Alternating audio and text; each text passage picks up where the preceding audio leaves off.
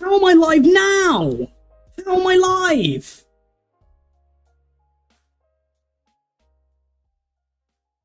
Oh no! Okay, I'm live.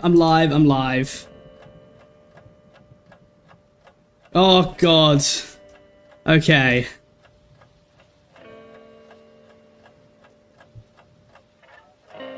I'm gonna have to hope that this works.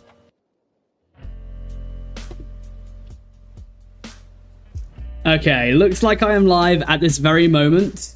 If anyone is in the chat, I'm gonna have to check this on my phone. This is the worst. Oh no. Oh, everyone got the notification earlier. Fuck me. Okay.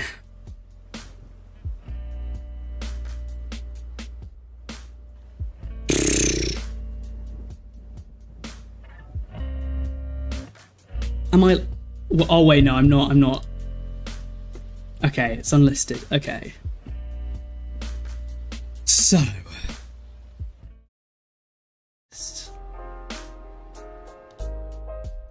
Here we go. Okay, and then... I have this. Close this.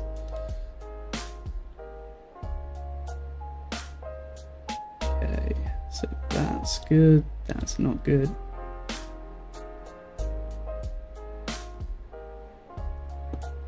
I hope this doesn't get broadcast when it's like... If I turn this to public, is it just gonna get fucking... Or whatever. Whatever.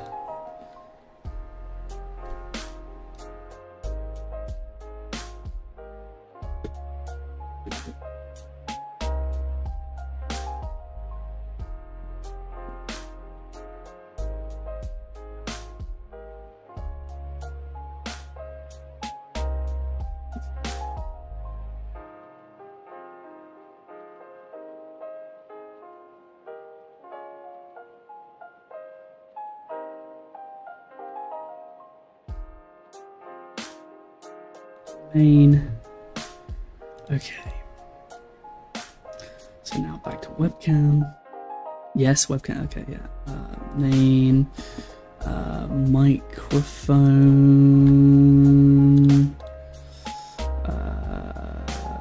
Properties. No. It's gonna be filters. Advanced audio, there we go. Okay, microphone. Which one is it? Monitor. And outputs? No. Monitor off. Music. Monitor and outputs. Which is it? Media source? Monitor off? No. Monitor and outputs. Oh, wait. No, that's not it. Is it input capture? Yeah, there we go. Okay. Webcam to me. Close this. Then when I go onto main, it's gonna be on that. Okay.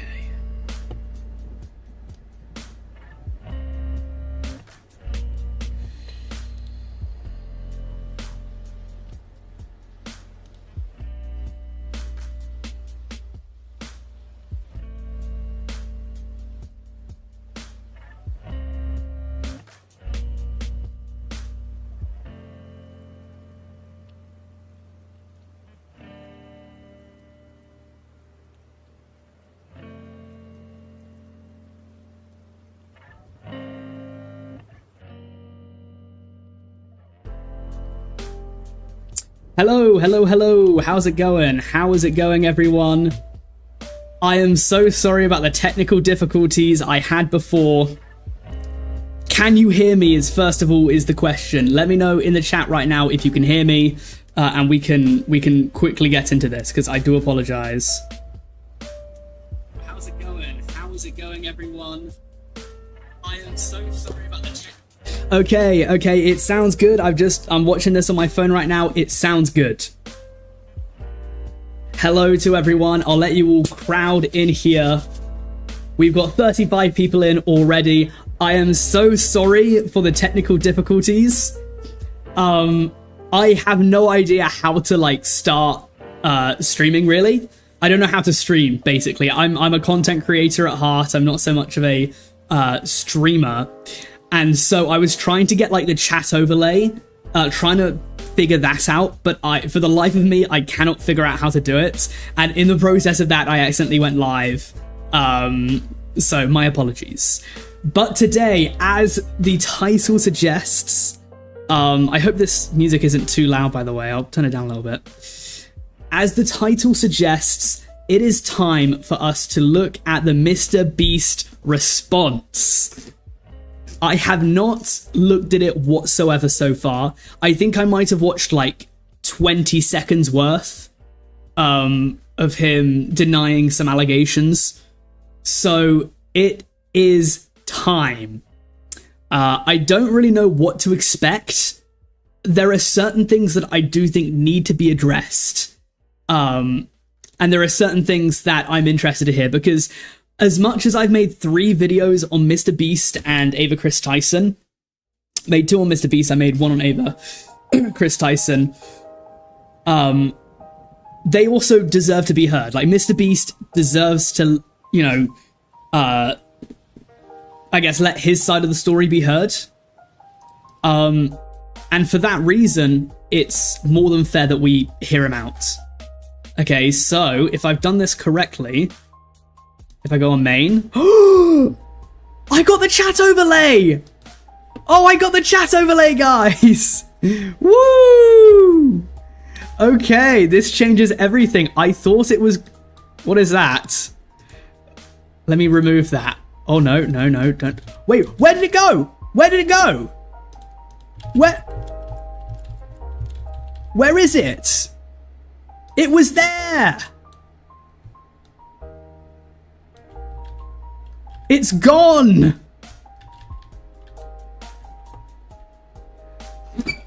It was there! I spent an hour... Wait! Oh, it's back! It's back! It's back! Okay. Okay, let me do this. Okay, you have to hear both sides to make a good decision. Yes, that's absolutely true. Okay, I think it's gonna come in if you guys chat. So, okay. Let me remove one of these. And... Okay. I think we're all good. We're all good. Okay, we got the chat. Should I have the chat, like, down here by me?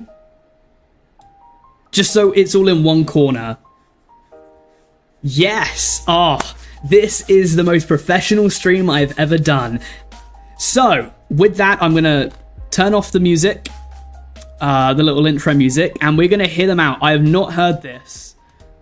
I've not heard this whatsoever. So it's really thin. We could stretch it out to like there if you want. We'll make it like that.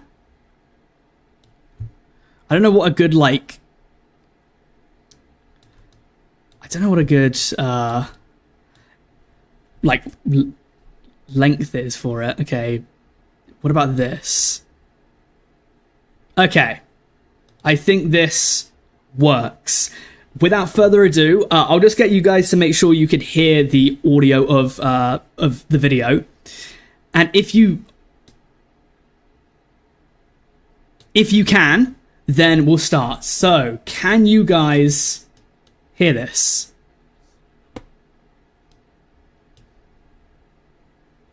Let me know. Can you hear this right now? Can that be heard? That's good. Okay. I'm going to move maybe the chat here. No, okay, the chat needs to be thinner. It needs to be thinner so I can get your guys' lovely usernames and messages on the stream. Okay, so you guys can hear it. So without further ado, I think we might have to put it up to 1.125 just so we can get through this, because this is 2 hours and 37 minutes.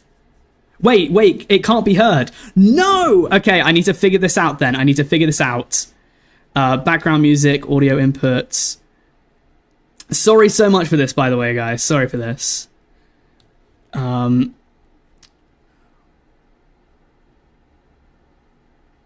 Wait, what if I do... When I do this... Audio output. Okay. Let me... Okay. And then what is it?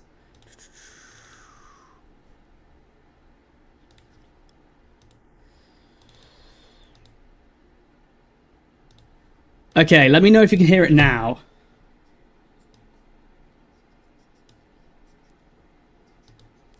Can that be heard?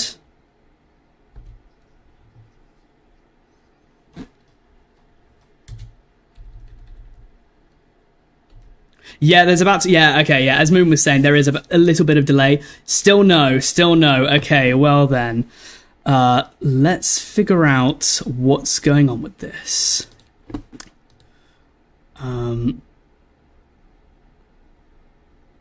No, still can't hear it. Okay. What about...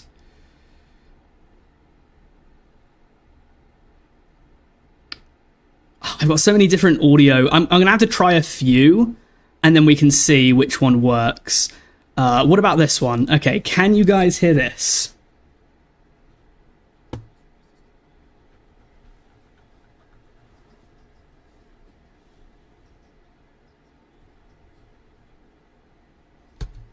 Just say, I don't know, type in the chats a thumb up or a thumb down emoji, if I can see those.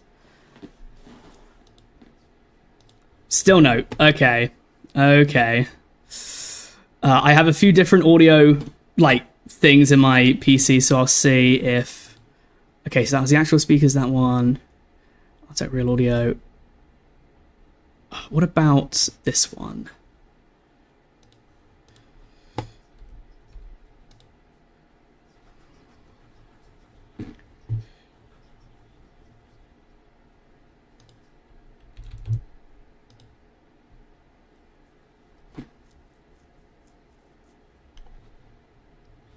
Are we still saying nothing for this as well?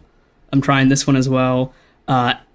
If not, then I'll have to look it up on Google and we'll have to like delay this by a little bit. No, okay, not that one. So maybe it could be this one?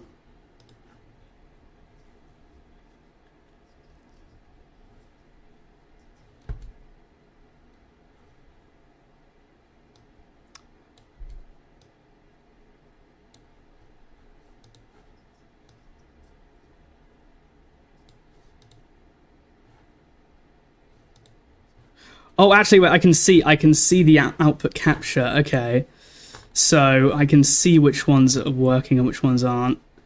So for that, in that instance, I can actually see which ones you guys can hear and which ones you can't. Nothing there. Before embarking on this Oh, is that it? risky and Is that it? I think this might be it. difficult task, I can see some audio bars hitting the, I am not Scott Pelley. I can see some audio bars in OBS. Yes! Come on, chat! Come on! We got some thumbs up. Please. Please tell me that's it. Please tell me that's it. And then we can finally start. Yes! Yes, we've got it, guys. Let's go.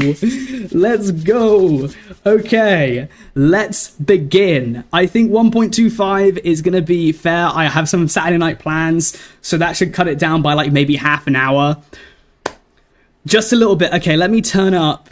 Are you gonna sue Dogpack?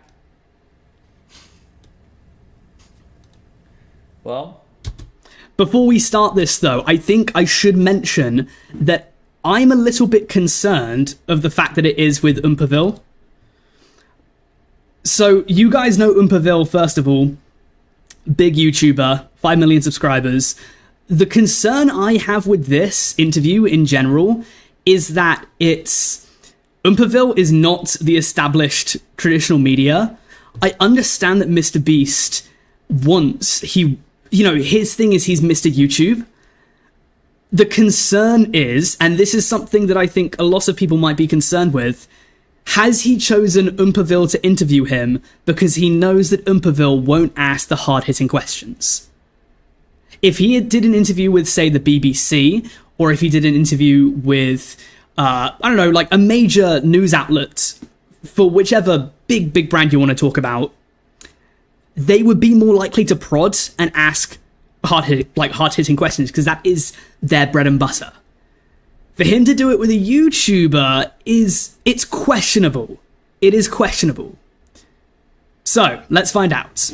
MrBeast is currently on a private jet on his way to where I live in Central Texas to have a conversation with me with the intention of addressing the controversy that he has been involved in over the last few months. And I think that it is important for me to document my intentions before embarking on this risky and difficult task. I am not Scott Pelley. I am not a hard-hitting genius investigative journalist. I'm a YouTuber with a medium-sized platform. Okay, so he's immediately brought that up. He says medium-sized platform. I'm not too sure about that. He's quite a big creator. But I do like that he acknowledges it. Straight out the bat, I like that he acknowledges it. My question for MrBeast as well is that he has hired, I think it's Matthew Hiltzik, for being a PR crisis manager. I question how much that also has come into play, how much he has had a word in MrBeast's ear, if any. It's all just very tough to try and gauge as someone who's not part of the MrBeast circle whatsoever. Platform. I'm currently doing journalism, to be fair, but I am goofy, all right? Also, back in August, I platformed Dogpack, and out of fairness, I feel that it is important to do the same for MrBeast. MrBeast has agreed to keep an open line of communication. He'll only be here for a little bit, which is crazy, because he's flying halfway across the country. And he and his team have agreed to provide us with evidence and information to give proof to claims so we can actually be as transparent here as possible. The goal of this video is not for it to please everyone or gotcha somebody. It is for this video to be a meaningful source of information. So to future me and you currently viewing, I'm sure I missed some questions, but I absolutely did my best, and I stand behind the result, maybe, and I look forward to seeing the comments and criticism. Firstly, would you be willing to put your hand on this Bible and swear? Oh my gosh, you actually have a Bible? I have 2 Bibles. Are you being serious? I am being serious. Okay. I'm swear. We're both from the South. This will be an honest video. Oh, your laptop's blocking it. Oh, whoops. This will be an honest video. You're a man from North Carolina. I'm from Virginia. The Bible Belt. The Bible Belt, Yep. exactly. I know And what this means. this means it's legit. Yes. Okay. There we go. I was not expecting that. Okay. It's just like legal now. Oh gosh, sorry guys. I could go to jail. The first biggest question for me and a lot of people that I've spoken to over the last couple months is like, why were you so silent? Especially off the bat, like you did respond to the Ava Tyson stuff immediately, but like, right after that, a bunch of other stuff came out, and Dawson's video, his first video, gained a bunch of traction. What was your reasoning for being so silent immediately? Yeah, that's a great question to kick it off on. You actually kind of laid out the timeline there. The Ava stuff came out, and I put out that tweet. We hired the investigators to go look into it, and part of that investigation is they recommended that I not talk about drama or really do anything online because it might influence witnesses or any people they might interview or ex-employees. So it's a little unfortunate because I told them, okay, I'll wait till the investigation is over. And I believe that was literally like a week before the Dogpack video came out. And then truthfully, just in transparency, I've never done one of these like big investigations before. And in my head, it was going to last like 2 or 3 weeks. It ended up taking a couple months. Apparently combing through all the documents and doing all the interviews and everything just took way longer than I thought, because I've never had to bring in a top tier law firm and a former federal prosecutor and let them, do this really. Okay, so he's talking about obviously the investigation that he did. And I do hope he brings this up later as well, because the investigation he put out on Twitter a couple of weeks ago, that the investigation came and went and nothing was found. Like, there was no severe malpractice. There wasn't any crazy stuff that happened. And then he also did mention that some people had been, like, replaced. So, like, in the statement, I don't know what actually happened within the investigation, but at least in the statement that he published afterwards, it looked really, really shady. it looked really, really shady that he said that, like, the investigation happened and nothing was found. That, like, you know, nothing was going to come out of it. No one was going to see any repercussions or whatever. So I do hope that he mentions the response to what people thought about the investigation. I do hope he brings that up. Really big thing. And so that kind of concluded a couple weeks ago when I put out the tweet of the follow-up. Yeah. Like, that was the day I got the conclusion of it. Sure. And I was like, okay. Turn up the volume of the interview. Sure thing. Sure thing. Actually, yeah, let me just check my audio levels. There we go. Transparency, I'll throw this out. So up until that point, it was, you know, I told Quinn Emanuel that, you know, to protect the integrity, I wouldn't do anything or engage in any of this drama. And then after that, yeah, like you said, a lot of stuff had come out between when the investigation started and when it ended. And I was just kind of like, whoa, I don't really know how to, like, hit this stuff. And I made, like, a little response video, but that's just kind of not my style, where I just kind of, like, put a lot of the information that I assume we're going to talk about here out. And it just felt weird. Yeah, I mean, truthfully, I've never been in a situation where people have thrown this much stuff at me, and I definitely could have handled it better. Like, I probably should have, like, the second I could have talked, like, I don't remember the exact date, 2 or 3 weeks ago when we put that report. More information about this was provided by MrBeast in the doc linked in the description, specifically a document from QE outlining the initial recommendation for silence. Okay, sure. So we could hopefully confirm that that was the recommendation. Probably should have done something like this right then. If I could go back in time, I would. And yeah, that's kind of like the brain dump, and then here I am. Yeah, so I was gonna ask, you answered it towards the end, but, like, do you regret that? Obviously. Yeah. If I could go back in time, I would do what we're doing here, because I assume this is, like, the correct format. It's gonna be a little bit more free flowing and natural, and I wouldn't have wasted so much time, like, trying to do a response. It's just not my thing. I like so much better. Or I'm assuming. I mean, we just started, but I think I'm gonna like so much better being asked the questions and answer it instead of just, like, sitting in a chair like this, answering it. It just feels a little more natural. Gotcha. Yeah, I mean, that definitely, you know, that does line up, obviously, with what's happened, and it makes sense. And I definitely, you know, I feel like, you know, before talking to you, I definitely would imagine. He seems a little bit nervous, Umperville. He's stuttering quite a lot, considering this should, in theory, be the second question or the third question. I don't really know why he's stuttering, but that you would regret have let it play. Not making a response early. Oh, right? 100%. Like that, because that could have, you could have just immediately, if there is information to debunk Dogpack's his first video off the bat. Yeah, which obviously had so much disinformation in it. If anyone saw Soggy's video or any of the newer videos now coming out, like, you would see. Okay, I don't know what Umperville's done there. It's, like, very pixelated. So yeah, I mean, I hope that MrBeast might talk about this as well.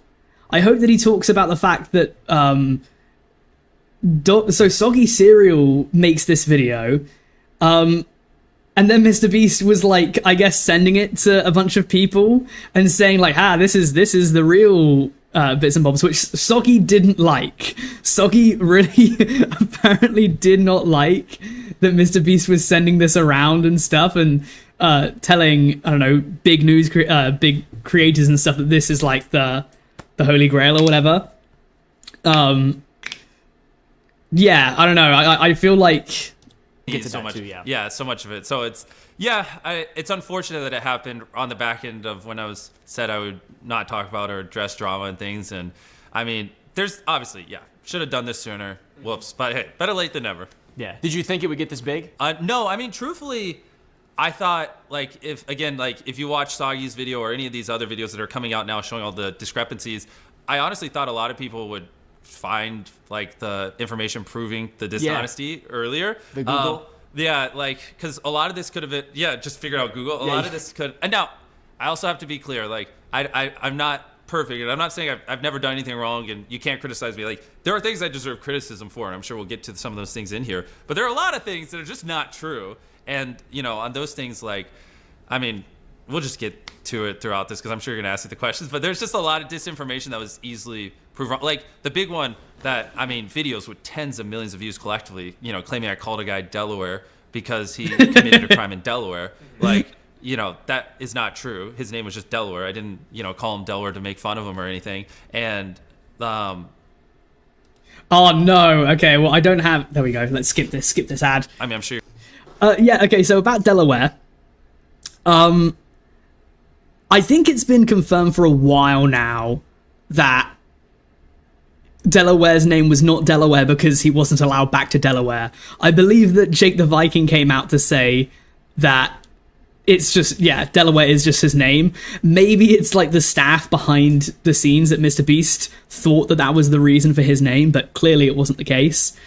Oh, so do you guys not know? Yeah, Delaware was, what was he? Like Mr. Jake the Viking's brother-in-law or something was Delaware, and he was accused of, he was on the sex offender registry, and then he got a job as like a producer at MrBeast or some sort of like higher up. The question that I think everyone has, and if it's not answered in here, I'm gonna be mad. I'm going to be mad if MrBeast does not address this. The question is, did he know that Delaware was on the registry when he hired him? And if not, when did he find out? Two big questions. Two big questions there. If we don't get the answer to that, it's not a good, like, it doesn't look good for MrBeast. Because this is his opportunity to clear that up. If he doesn't do it, then, yeah. Jake Weddle said that the staff were telling him, yeah, that probably seems right. I think the entire shtick around Delaware's name was probably more like Chinese whispers. Someone kind of says something and someone initially hears it's Delaware, they kind of make a joke. The person they make the joke to thinks it's real. You're gonna ask about it later, but why is everyone having a chat about autism in the chat? What is going on in the chat and everyone's talking about autism?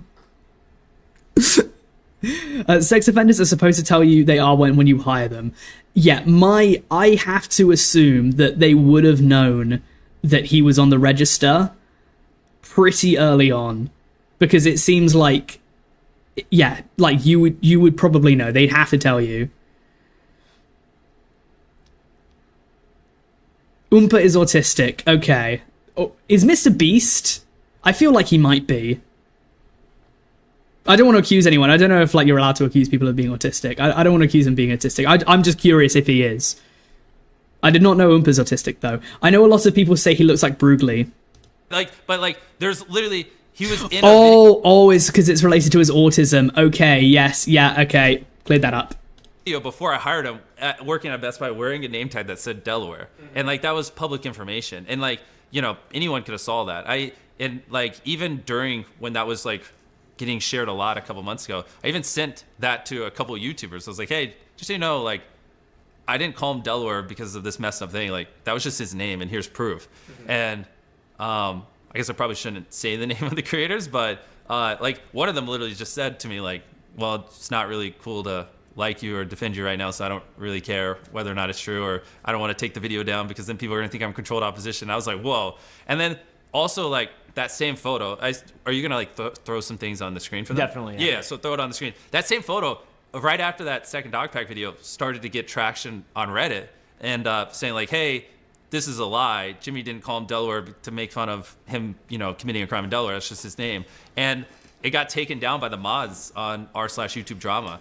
And that's when I realized, like, oh, anytime there's a post proving like that I'm not evil, they were taking it down. So it was a little unfortunate too, because yeah, I wasn't saying anything, and then on Reddit, anytime something was proving that I wasn't evil or you know contrarian to what everyone was saying, they were suppressing it or censoring it, not trying to sound extreme. So you're okay, so this is interesting. This is the only thing I know about this interview so far, because I'm part of the YouTube drama subreddit, because it just has to be because of my job. I've seen a lot of people on that subreddit say, we're in trouble now, the jig is up, we've been exposed because MrBeast has come out to say that the mods of this subreddit are basically the ones who are like the masterminds behind this, all the puppet masters kind of like working this entire situation.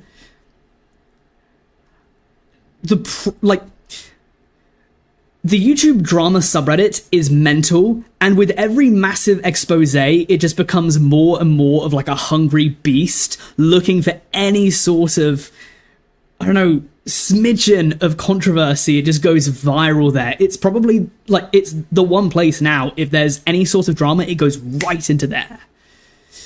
It happened with the Chuck Roy stuff, which is what blew it up initially, and now he's saying that obviously the mods and stuff were what they wanted to take all positive opinions of MrBeast down.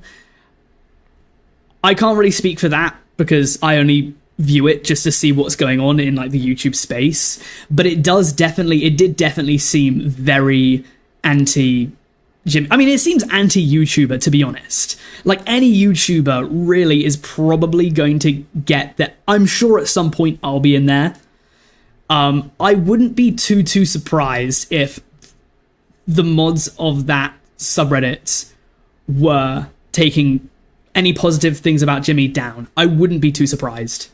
You're saying it's like a echo chamber, which, I mean, Reddit r/YouTube drama is. Yeah, I know, but it's unfortunate when there's a They post know. with 10,000 upvotes claiming something false about you, and then then a couple people are like, wait, that's not true, here's proof, and then they delete it every time. So then everyone's like, okay, well then that must be true, because they're also deleting the comments on that post that prove it's not. So then then it's just like, now, you know, again, I'm not trying to sound extreme, but it's just like, oh, you're censoring information. And then that paired with other YouTubers, when I would call them and share it with them, they'd just be like, well, I don't want to be a MrBeast glazer, so I don't really...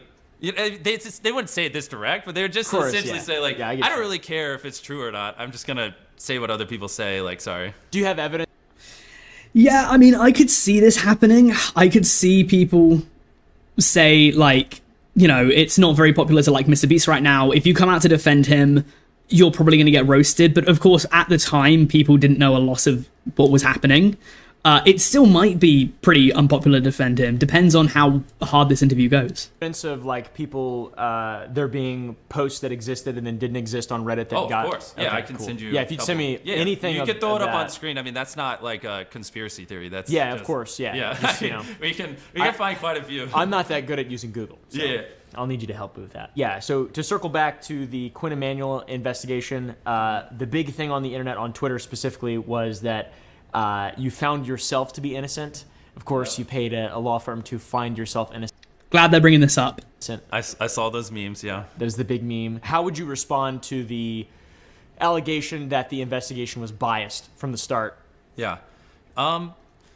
So, first off, to just set the foundation, I think a lot of people are saying, oh, of course, Jimmy did an internal investigation, found himself, they didn't find any wrongdoing, which is also not true, which I assume we'll go into that more later. They did find some wrongdoing, just not in regards to like the serious Ava allegation. So that's a, false truth. And then on top of that, it wasn't an internal investigation. It was an external investigation, which was clearly laid out in the things we showed. Yeah, a third-party investigation. Yeah, exactly. And so, I mean, it is a little bit of a, like, a lot of people I saw were saying, like, well, you paid them. And it's like, well, yeah, top-tier lawyers and federal prosecutors don't work for free, so I have to pay them. Yeah. So I don't really know how to debunk that one. I mean, it just is what it is. But, yeah, we hired Quinn Emanuel, which is one of the top law firms in the world. Like, I mean, it was very expensive, but I intentionally picked them because they have a reputation, and they're not just going to destroy their entire business to be biased towards me, you know what I mean? And then it was led by a former federal prosecutor who did the whole thing. I mean, it was pretty intense. I mean, they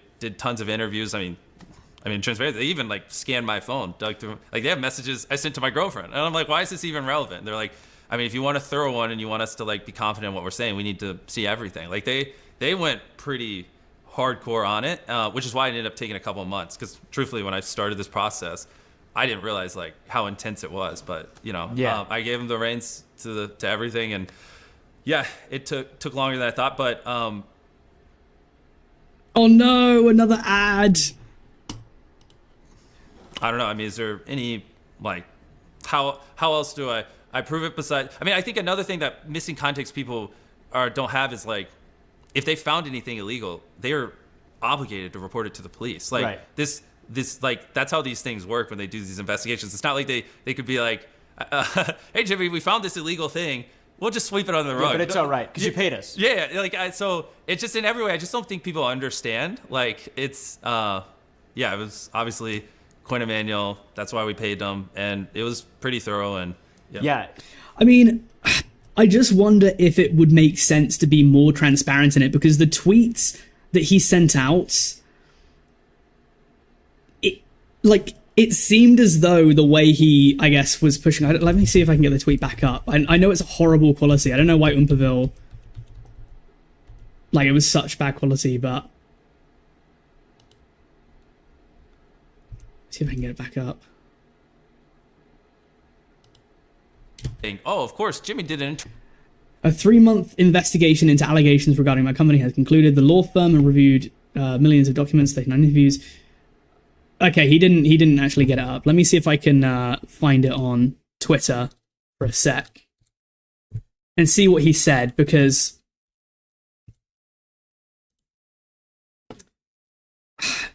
I remember it did seem like he just kind of came out and said nothing's wrong.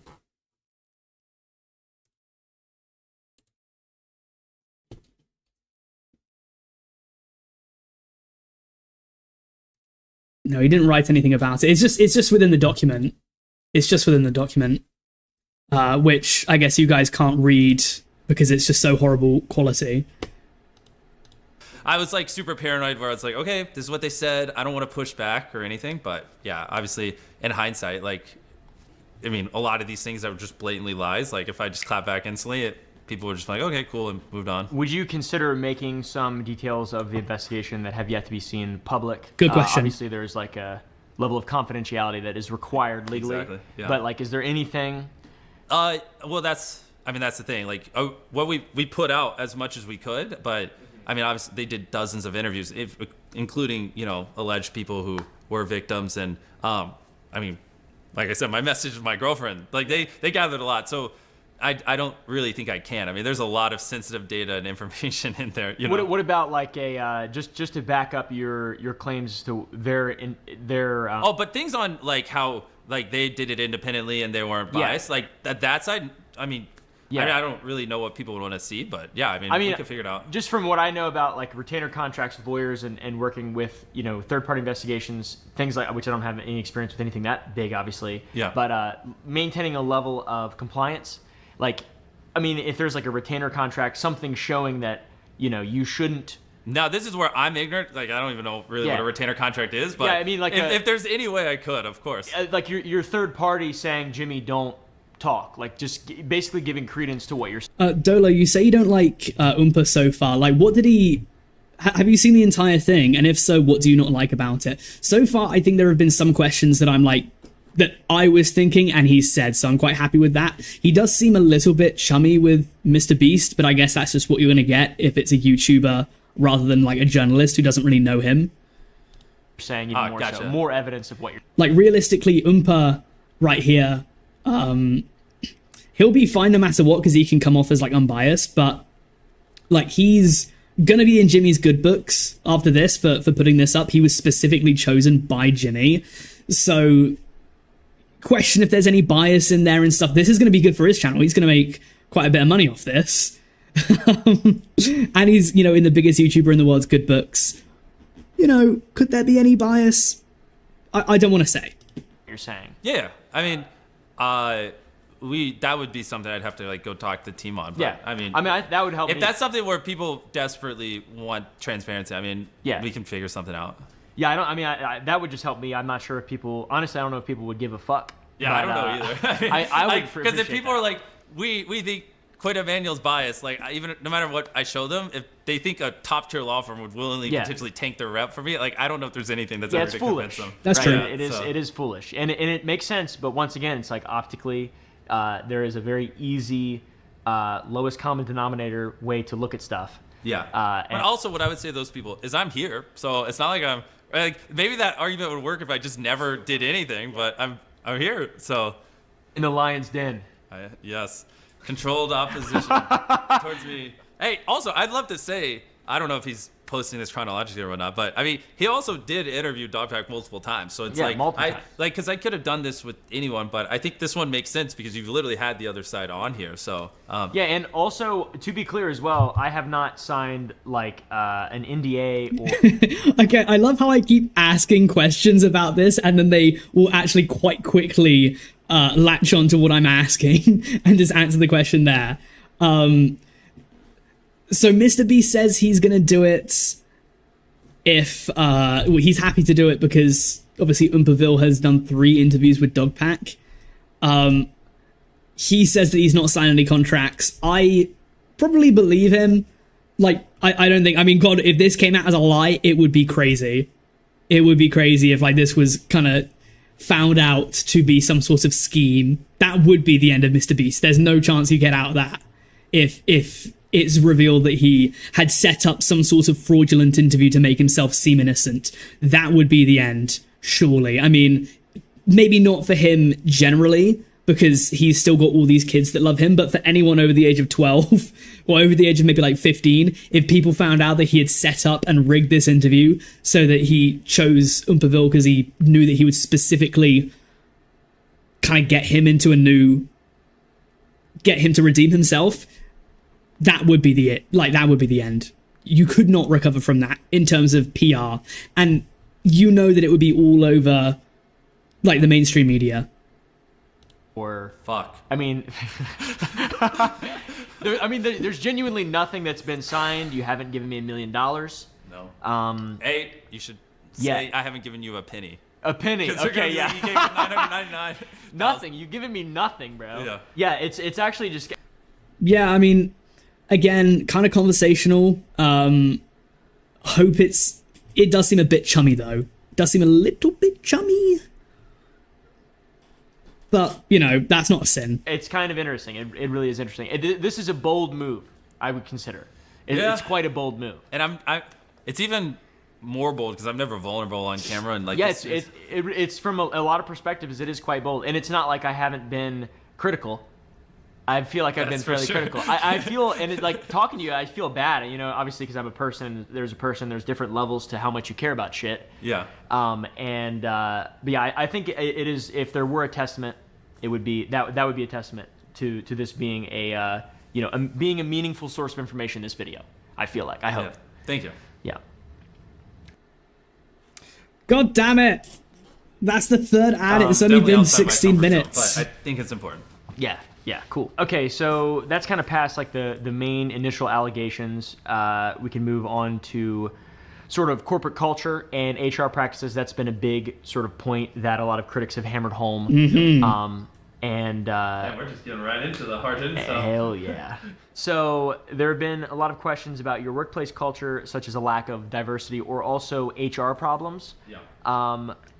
Is that something that people have criticized about him, that he's got no diversity at his workspace? I don't know. I don't know if that's been one of the. What, if anything, have you done to address these concerns? Yeah, I don't know, because I remember seeing that actually. I remember seeing it in one of the documents or something. It was about how he's got like this kind of. I don't think like the diversity of the MrBeast company is not the problem that most people have. At least I don't think so. Like I do not believe it to be. I guess a lot of people like Rosanna Pansino will say that the MrBeast crew is a boys' club. Maybe that's what he's getting at. But I think it will always be. I think especially for his videos, it's almost like it's a necessary for him. It's going to be me and the boys. How have you handled it especially since most of his audience is going to be like kind of 12-year-old boys or whatever. They're going to probably want to see just more boys on screen. Maybe that's what he's talking about in terms of diversity. I'm not too sure. Information came out, and how do you plan on handling it in the future? Okay, so we'll start with the diversity one. If I forget the HR one, just bring it up when I finish that one. Diversity, I have seen a lot of people mention that about our company, which, I mean, that one's just not even true. Like, I mean, Feastables, for example, a couple months old, but like almost 70% of our company is women. We actually, because we do dub studios around the world, now zooming out of Feastables over to content, I mean, we actually have pretty crazy amount of diversity in our company. So because we have 400 people that work for me. It's not just me and the boys on the camera, which is the 5 you see. So that one, the few people have claimed that like they don't have any data to back it up. So I guess I probably should have brought some data here. I don't want to just say percentages up. Oh yeah, I think Dogpack brought up the diversity in his first video actually. Yeah, if you have, I'm sure you've got some kind of but pull something from HR. I really that one I just don't think is rooted in anything. And then what was the second part? HR, yeah. How have you handled HR problems? What HR problems? Have popped up? So that one, I mean, it's a little bit of a general question, but yeah, I mean, obviously, in general, a lot of people, I've seen a lot of things about, HR stuff in my company. And I think one thing people don't have is just the context. Like, I think they think my channel is just like 5 people or 10 people or 20, whatever. Like, they don't Nobody thinks that. realize the size of it. Like, Nobody thinks that. Nobody thinks that you only have 5, 10, 20 people on your channel. People know MrBeast to be one of the largest channels on YouTube. People know that you have hundreds of staff members. I don't buy this. Specifically, because our videos have gotten so big, I mean, I'm going to give a little range because depending on how many people we've hired in the last month, it's somewhere between like 250 or 300 people work at my production company. So this is a big company. There's a lot of people. And then on top of that, when we do like bigger videos where we need to build big sets or whatever, sometimes we bring in hundreds of contractors. So there's a lot of people that work here. And like, I just want to blanketly say, like, companies at this size, like, you can't ever guarantee that every interaction everyone's going to have is always going to be positive. Yeah, I mean, this is true. I think MrBeast here, at the end of the day, I don't think he's going to be in charge of hiring right now. So I don't know if you can really put that on him, but you can definitely pin some of the things. There's definitely been some conversations about the workplace culture at MrBeast. To what extent? I mean, he's obviously not really going to be there doing the day-to-day like management of stuff because he is way bigger than that. He's going to be doing much more important things. You have to question who's in charge of this because it's not going to be him. I think a lot of what people have been questioning about the MrBeast controversies is how much of this is him just being, himself and hiding behind the guise of, it's not me, it's someone that works for me, or, this wasn't me, this was an employee, this was a higher up, and how much of it is actually him. For example, the crypto stuff. I know that what was his name? Copyzilla was talking about it was always kind of like through MrBeast's crypto wallet, but like hidden behind someone else. Each other, that's just impossible. So I want to start off by just saying that because I don't want people to watch this and then like a year from now, like hear some rumor and be like, oh, Jimmy didn't learn. Like any company of this size, there's always going to be some problem someone has. Now, having said that, I'm not trying to use it as like a blanket of like, and shield myself. There are 2 things that are someone in my position who runs a company like this is in control of. One is, making sure we're not fostering anything inappropriate and, allowing it. And then 2, when it inevitably happens, because it just will in a company my size. And I'm trying to be transparent here. Like it's, how do you respond to it? And then why is everyone talking about Call Me Chris in the chat? Call Me Chris is not MrBeast's girlfriend, is she? I swear that he has that South African girlfriend. I don't think it's Call Me Chris. Making sure you're not fostering it. Part of Quinn Emanuel, when we had them do their investigation, is I had them look at every system in my company. I had them talk to my employees and see if there's anything they could bring to Quinn Emanuel's attention that they could make me aware of. And I think it was in the report, is like we established an anonymous hotline because Quinn Emanuel was showing me data that sometimes people don't feel comfortable talking to HR or their boss, and if you have an anonymous hotline that goes to someone outside the company that can hear a complaint and then beam it into you without disclosing who it was, you'll get more. Okay, yeah, I get that. I thought everyone was saying that. I thought everyone was saying MrBeast's girlfriend was Call Me Chris. No, okay, that makes sense. You'll get more honest feedback, because there's so they showed us a lot of things like that. Also, making sure we're not fostering it. I think it's also in there as well. We leveled up our C-suite because I've had a lot of people that have grown with me, but like me, they've never ran a company that has hundreds of employees before. So I actually just hired a couple people who have worked on Fortune 500 companies who have actually ran companies of this size before. And so, they've shown me lots of things that bigger companies do that obviously I'm just ignorant on. Yeah, so I think a lot of MrBeast's problems here, and I think I might have mentioned this in my second video about him, is that his entire shtick is that he wants to run YouTube like its own thing. It seems like he almost despises traditional, like, media and whatnot. It seems like he almost despises kind of the Netflixes, the Amazons. He wants YouTube to be in competition with them, and I can respect that as a content creator myself. I can really respect that. But the problem that he has is that I think that he's thought, especially because he sees so much success on YouTube, that he could then, because he's invincible on YouTube, he's therefore invincible in running his company, which is just not the case. Traditional forms of, like, media and whatnot, TV shows and movies and production companies have had 100 years, they have had a century of productions. And so they're going to know what works. I think that MrBeast might have been a bit ignorant when setting this up. Like, I think that the company grew faster than he could manage it. And the people that he put in charge could manage it, because he's going to be the person that's hiring everyone and whatnot. At the end of the day, this is all going to go back to him. So, even if he's put someone in charge who makes some sort of a rule, that is going to be on his orders, probably, unless he, doesn't know that this rule exists. But I think that this has kind of grown a little bit faster than MrBeast was ready for. And I think that, getting in professionals from getting professionals in from TV shows and other production companies is a smart move for MrBeast now, because especially in the HR department, although he might want to be seen as like just a YouTuber and hey, he has 300 million subscribers. He's the biggest channel in the world. If he was on TV, he would probably be up there with the biggest TV shows. Maybe the biggest. He's huge. He is a global star. He's a megastar. You just can't make the same mistakes when you're this big. Is this the internet anarchist in my chat? Wait.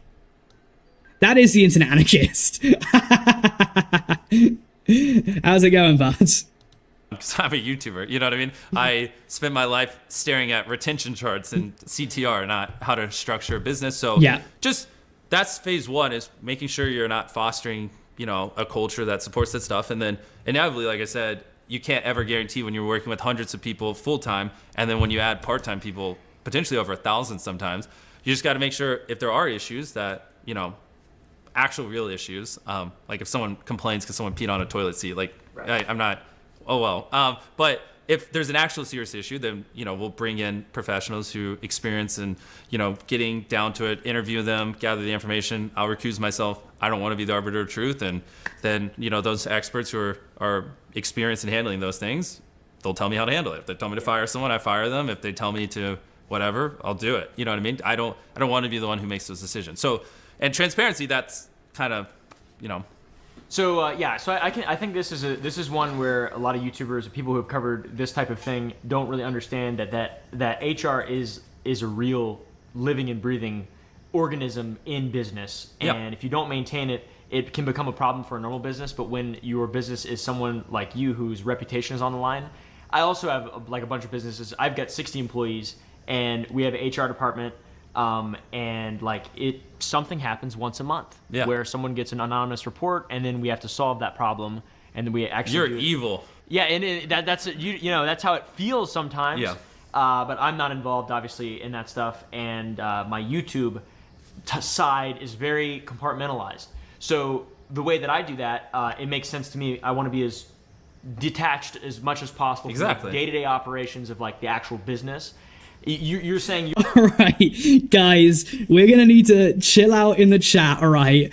The chat is blowing up right now with arguments about whether this is some sort of conspiracy or not.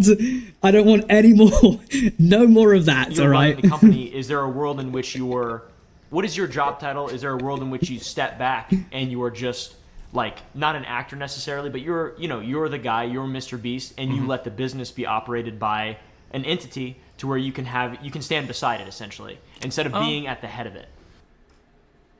Sorry for the ads, guys. No, I mean, at the end of the day, it's my channel, it's my company, so I wouldn't take it that far. I think like the big thing is just bringing in people who have actually ran a company at this size before, because eventually I will be more educated and knowledgeable. Like every day, I'm learning more on like how to properly run a company with hundreds of people and better do it. But I'm still very ignorant. Like I probably crossed 100 employees like 3 years ago or 2.5 years ago, but it's still just growing. So like, because across everything, if you include Feastables and ViewStats, we have over 400 employees. So it's a learning thing. But that's the thing. While I'm learning, I need to bring in people who have been there and learn from them.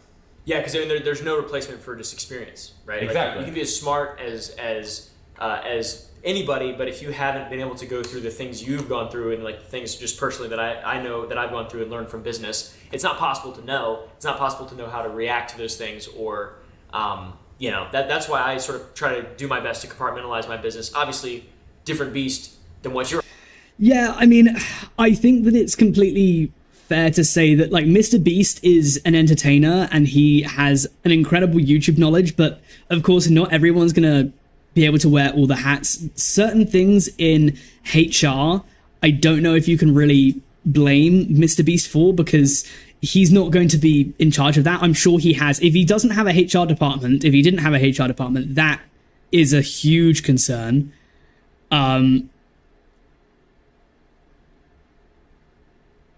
Yeah, that is a huge concern if he doesn't have a HR department before, because by that point you need one. It's naive. If he didn't have one, it would be naive if he didn't have one before this point.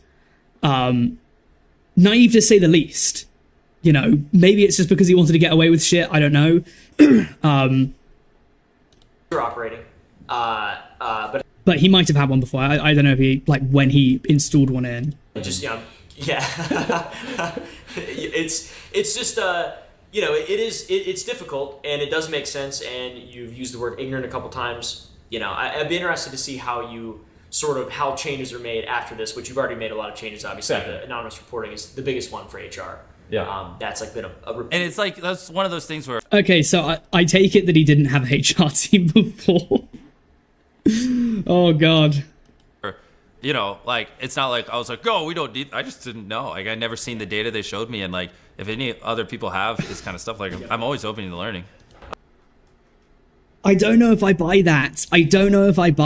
I mean, I feel like Mr. Beast at some point. I understand if he didn't think it was a concern, but I don't know. Yeah, Jimmy had his mum at HR.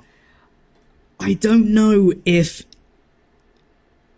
no one would have told him at any point, you need HR. Like, even, I understand if he doesn't know it, that's not the way his brain is wired. He's thinking about views and clicks and studying the algorithm and stuff. When you get to this point, yeah, you grow too large and stuff. You might miss some things, but surely someone that you hire would go, okay, now we need a HR department at some point.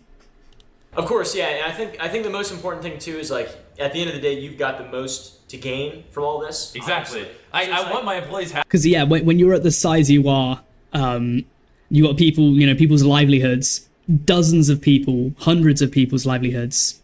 Happy. I gain nothing out of them not being happy. Like it hurts me. It's like I have a monetarily incentivization to do this kind of stuff. Right. Yeah, and that's why I feel like the criticism of entities like yours and even mine, with truth, obviously, and like logic, and there's a real basis of rationale that makes sense, that's centered in reality. Yeah. I feel like that's super important because once again, you have so much to gain, and like you spend less, you make a little bit less money, but your employees are substantially happier and they feel safer or just more confident in you as their leader or their boss. So it's like, it's interesting. It's going to be interesting to see how all this kind of goes from here after this one, especially. Yeah, this is a big moment. I know the interview, the day of the interview. But that makes sense though. I mean, and like I don't want to continuously interject my own business experience, but I think it does set me apart from other YouTubers who are involved in this, in that I do have business experience. From it, sort of the same thing. I just fell into running actual businesses and having to do payroll and HR, and I'm like, what the fuck? Exactly. I had no idea any of this stuff existed, and I'm like, okay, I'm gonna get fucked. Your mom was previously head of your HR department, and some people have criticized that as a conflict of interest. Did you personally, at the time, even consider that? And do you now also acknowledge that that is a conflict of interest? Oh, I agree. That's a dumb thing to do. Yeah. I do think context matters, though, because like this is where a lot of these things that I assume we're going to talk about is like people conflate current MrBeast with 400 employees and spending hundreds of millions of dollars a year with MrBeast when he's a teenager and starting. I mean, when I first started hiring people, it was like, oh, we went to high school together. You want to help me make videos? And I hired a couple of my friends from high school. And then I was like, how do I do taxes and this kind of stuff? And I was like, Mom, help. And That's very valid. For me, with the taxes stuff, you know, I've made many tweets on Twitter about my tax situation. No one tells you as a YouTuber how to do your taxes. You got to figure it out yourself, especially when you're like a young guy. I'm sure he was like about 18 or 19 when he started going big. I was about like, I say like for me, when I say I went big, I mean like went full time. I was like about 20, 21. So no one really tells you this kind of stuff. I understand that. And so, I mean, I wouldn't say she's head of HR. I mean, she was, I guess, but she's also running finance. And, you know, it's not like a real company. We just get in this like little $700 no, actually that one was $1,080 a month office I was renting. And I'd just be like to this one guy that I knew from high school, all right, today you're going to go paint this thing. Today, you, friend number 2, you're going to like help me edit this. And you, friend number 3, you're going to go to the store and buy 1,000 chickens that like scream when you press down on them. And Mom, I don't know, just make sure the IRS doesn't sue me. Like that's the time frame we're talking about here. But yes, I agree. Like it's stupid. Like you definitely shouldn't have your mom as an HR. But at some point between then and now, I think that's the concern. At some point between 2017, like making videos in his bedroom, MrBeast, and 2024, top of the world, MrBeast, surely there was a time where someone says, we need a HR department. At some point between then. Person, you should just hire someone who was educated in HR, which is obviously what we have. We have an HR team now. Yeah. So yeah, I agree. Yeah, I think, and that's sort of like one of the weird things from just a business perspective. Once again, it's like someone becomes HR by default, even if you don't say, well, this is the HR person, this is our contact. I mean, because like back then, it's like, I mean, you got a problem, just tell me. There's like 5 of us. You know? So, That's free. But yes, Mike Kerobi Media about the still, I'm like, the channel. If I get sued by MrBeast, he can't sue me for anything. I got no money, so you know. In this, I'm not trying to like deflect everything. Like, I mean, yes, obviously you should hire an actual HR person. Agreed. That's good advice. Yes. That's sound advice. I do agree with that. Shocker. Yeah, crazy. The no doesn't mean no policy that was criticized. That was crazy. I mean, when I first saw that, I was like, what the fuck? Well, you're answering for me. Let me answer. Yeah, I like. It was criticized, especially by Soggy recently, of having been taken out of context. It was taken out of context, but it's like, as the interviewer, you shouldn't be saying that. Context. Can you explain what the no doesn't mean no policy was and why it was in the? Yes. So, yeah. So. God damn it. I think it skips on streaming. Even the word like policy, it's like so when we started hiring more people, I wrote this little I almost like advice book just for a lot of employees because I wasn't able to talk with people as much as I was early on. And one part of it that people, when this thing got leaked, and I wrote it with some other people in my company, it wasn't just me, but when this got leaked, there's a section that said no does not mean no, and then they just like cropped that out and they're like, look, this is proof Jimmy's immoral and evil. When obviously, like you were saying, if you read the context below, it makes sense. The gist of why we had a section that said no does not mean no is because we do, I don't know if anyone's ever seen our videos, crazy things that have never been done before, right? No one's ever, on YouTube at least, buried themselves alive for 7 days. No one like tries to dangle an obstacle course from cranes. And it's like, the problem I kept running into early on when I was hiring people is I'd be like, hey, I want to do this. And then they would go call someone. So like, let's say the obstacle course in the sky where we had like this obstacle courses that Mac did, held up by these cranes, weighed like 100,000 pounds or whatever. Like they would call crane companies and they'd be like, no. And then they'd be like, okay, hang up. And they come to me and they go, Jimmy, they said, no, we can't do it. The video's not possible. And it's like, okay, well, of course they're going to say no because everything we do has never been done before. But like, ask them why. Like, obviously, if they don't be rude, but if they say no, just try to understand why, right? And a lot of times you'll have an instance where like, well, we can't get all the cranes at one time because we're renting them out. And it's like, okay, perfect. We respect that, but can I offer something before you actually hard say no? What if we went to the 2 or 3 other clients that day that rented the cranes, we paid them 5 times the amount of money they paid to rent those cranes to just, rent them a week later, and let's just see. And then the company would usually be like, oh, you would do that? It's like, yeah, like we want to work with you to find a solution to make your problem our problem and solve it. And then like, then a hard no will 50% of the time turn into, oh, well, yeah, actually we can do it if you're willing to spend a little extra money or whatever. So that was me trying to educate my employees on that. And somehow, well, I don't know, I'm not even gonna say somehow, I know how. I mean, people who didn't care about the truth and just, wanted to spread disinformation and manipulate and lie to millions of people, which it worked, spun that into, I mean, I'm not even gonna state the obvious, but I mean, which made no sense because the context for it was literally written right below it. But I mean, that just shows the ill will intent of certain people. Yeah, because no doesn't mean no. I mean, that is like, there's just a massive, heavy negative connotation with that, obviously, in the zeitgeist. So, yeah, I mean, that makes perfect sense in a vacuum, or, with this context, it does make perfect sense, but you got to see, if I were to be like, yeah, this guy, MrBeast, he's getting canceled for all kinds of crazy shit, he has a no doesn't mean no policy. Anyways, like, that's crazy. I know. That's fucking And you should insane. throw it on screen so your viewers can so see. they can actually see. Yeah, so it says, when dealing with people outside MrBeast Productions, never take no at face value. If we need a store to buy everything inside and you call the local Dollar Tree and the person says, no, you can't film here, that literally doesn't mean shit. I think the problem with a lot of this, and I do hope he brings this up, the document was worded horribly. Like, the document came off as really, really arrogant. That literally doesn't mean shit. Talking to other employees, see if there's any fans that have kids that are fans, talk to their bosses. I understand the gist, right? I understand what he's trying to say here is stop at, try all means to achieve what you need to do. Try all means to achieve your task. But the way that he words this document in many, many, many sections comes off as like really, really arrogant and quite rude, to be honest. So you can see the context because it clearly lays it out. So no one actually saw that and thought what these channels were implying. Yeah. They just willfully were ignorant so they could get 1 out of 10s and make some money. I mean, that's the truth. Like, I'm sorry, but Now on to sort of content production and the question of authenticity behind the content that you make. There have been claims that you use some CGI in your videos, that is computer generated. If anyone cares about the CGI, like, what are you doing? The CGI, who cares? Imagery. Do you think the use of CGI can undermine the credibility or authenticity of the content that you're making? And if so, why do you choose to use it?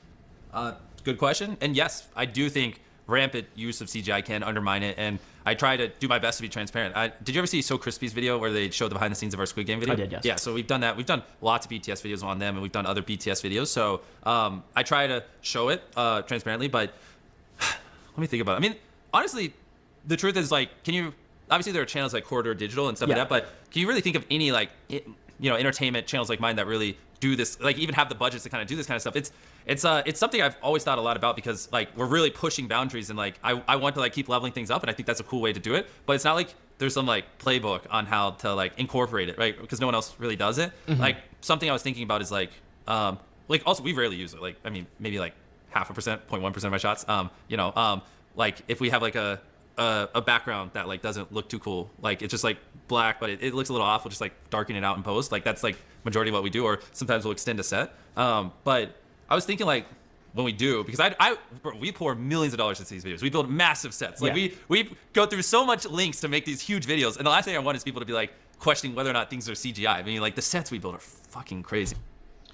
CGI is coming up, plays a big part in how it costs in partnership with charities, especially in the philanthropy side. Like, it's wild. Like, you should come see the, like, behind the scenes of it. I mean, sometimes we spend 100 days just literally building one room for one shot of one video. That's insane. So yeah, I was thinking, like, maybe just potentially, I don't know, this is the first time I'm saying it publicly, like, time stamping in the description when we do. That's interesting. Yeah, or, like, having some, like, gimmicky thing where, like, whatever we do, we, like, put, like, a little Beast logo on it, so it's, like, a thing that if people wanted to identify, they could. I mean, I don't know, like, if someone's got a problem with the CGI, I think that's just a personal thing. As long as it's not CGIing something to fake the story, as long as it's not intentionally, like, if he ever does, like, one of those big kind of booms or something that everyone can know, like, everyone knows clearly is, like, this boat didn't blow up very evidently, then, like, I don't see a problem with CGI. I'm down to figure something out. I mean, we just don't really use it that much. It's just, like, a thing few and far between. But what I really don't want is people to not be able to trust my videos just because occasionally I want to make a wall blacker, or like, I want to extend a set a little bit just to make it look cooler, and like you feel in tune with it. Because what we do on its own is insane. You know what I mean? Like, we don't need it. You know what I mean? Yeah, and to be fair too, I totally get what you're saying, and like the logic for the CGI call doesn't really make a lot of sense to me personally. To me, maybe it would undermine the credibility if you're like changing things genuinely, or like you have an outcome that's the thumbnail and you're only getting it by manipulating. But like there are times in my videos where my head is bigger than my head in real life because my editors make it bigger. That's CGI, right? Yeah. The words, the subtitles in your... I mean, again, I don't really want Umperville to be the one. He seems very, very happy to go along with what MrBeast is saying. He's asking good questions, and I like that, but he's not really pushing back. He's more agreeing with him. Your video, they're not real. That's CGI. Like, you're both on the same point here. This isn't really too much of like a debate. It's more of a, like, we agree conversation. Technically. True. Yeah. So it's like, there's just it's just that one's like a really sort of slippery slope. But I think that's a good idea. If you were to put timestamps, or if you sort of are transparent about AI generative content, that's something that you could do as the biggest content creator in the world to be even more ethical than is really necessary. Yeah. The only thing is then, which I'm down. Like, I want to keep brainstorming these things out. It's just like you said, like I in my head, I didn't even think of text on the bottom as CGI. Yeah, I completely agree, Nessie. I completely agree that Umperville might... He's got some all right questions. That a lot of the time when I have like a question, he will then ask it. I like that. But he's not been stern enough. He's not been stern enough. And like, everyone might have a little different definition of it. So I just want to make sure, like, So I don't even need I don't even need Umperville to push back on certain things like this, because he could agree. But we also don't need him to say that he agrees with this and say that he agrees with basically everything so far. He's completely been on the same page with Jimmy about, and it doesn't, you kind of want an interviewer in this situation to turn the screw a little bit in areas. What I would classify as like, and so, but agree, there's some solution here, or just stop using it. Like, it doesn't even matter. Mm-hmm. Like, I mean, we build crazy sets. It's And this is a low ball question as well. So like, this is easy to answer. Like, that's not a thing that scares me. You know what I mean? Definitely, yeah. I think people would appreciate the transparency on that as well. Like, because reality television. It's all extremely manipulative, and I think that's like the basis of it. So if you were to sort of go above and beyond even the worst, whatever competitors that you don't even really have on YouTube, and put like a Beast logo or timestamps, I personally think that would be kind of cool. Agreed. Yeah, I think that'd be sort of epic. There was an allegation that you used CGI to create the impression that you guys built a hospital, part of a hospital, in order to deceive viewers or manipulate them into believing that you did more than you actually did. Yeah. Tell us about that. God damn it. Yeah, no, that's a great one. Honestly, truthful, dumb mistake. At the start of one of our Beast Philanthropy videos, they were trying to show what this like building looked like in the past, and in the past that hospital wasn't there, so they removed it in the editing. Which and this was just like a small part of it. This isn't even like the point of the video wasn't that we built this hospital or whatever. There was just a shot at the beginning, but some people saw that and like thought we did build it, which is not the intention, and so it's just a dumb mistake. Like, trust me, when I saw that, I talked to the editors. I was like, come on, like, I have 100 editors, and obviously we have a bunch of different channels and things like that, so it's hard for me to like speak with all of them, but it was just truthfully a silly mistake. But we never said we built that hospital or anything, but I could see how some people might perceive that we were trying to like give off that we were. And it's a little unfortunate because Beast Philanthropy, my YouTube channel, how do I say this where it's like I'm not trying to, like, is literally owned by a 501c3. Like, it's a YouTube channel that is a non-profit, which is crazy. Like, as far as I know, that's the only one. And Beast Philanthropy does so much good, and like that the only reason people, this is what's funny, because like to the people like trying to call me evil and say we fake philanthropy, the only reason anyone even knows any of this is because we actually did a behind the scenes video on that video. So like, clearly I wasn't aware of this because we did BTS and we were the ones who revealed this information. You know what I mean? So like, if we were trying to hide things, like, we wouldn't have done BTS on that video. That's how people got this information. So it's just like a little mistake, but it's sad because now people are using that to point at our Beast Philanthropy channel, which does a lot. I mean, we'll just scroll through the videos. I mean, whether we're building schools in Africa, or giving electricity to remote villages, or we're giving clothes to people who don't have it, or we're feeding people. I mean, it does a lot of really good projects. Now, truthfully, that channel is struggling to get brand deals because of all the slander on it, because everyone, has convinced advertisers that the videos are fake and that it doesn't actually do philanthropy. And it's like, it does. And just like one little editing mistake on one of dozens of videos. Like, I mean, it's unfortunate because it's actually having a pretty severe impact on the charity. Yeah, that is unfortunate as well.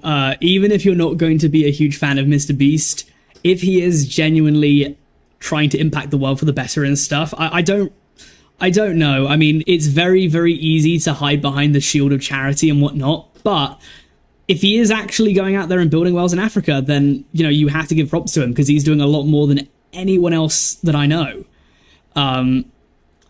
So if he is finding it difficult to get brand deals for charities and stuff, that is a bit of a shame. Charity, and its image, and like, I don't know, just unfortunate.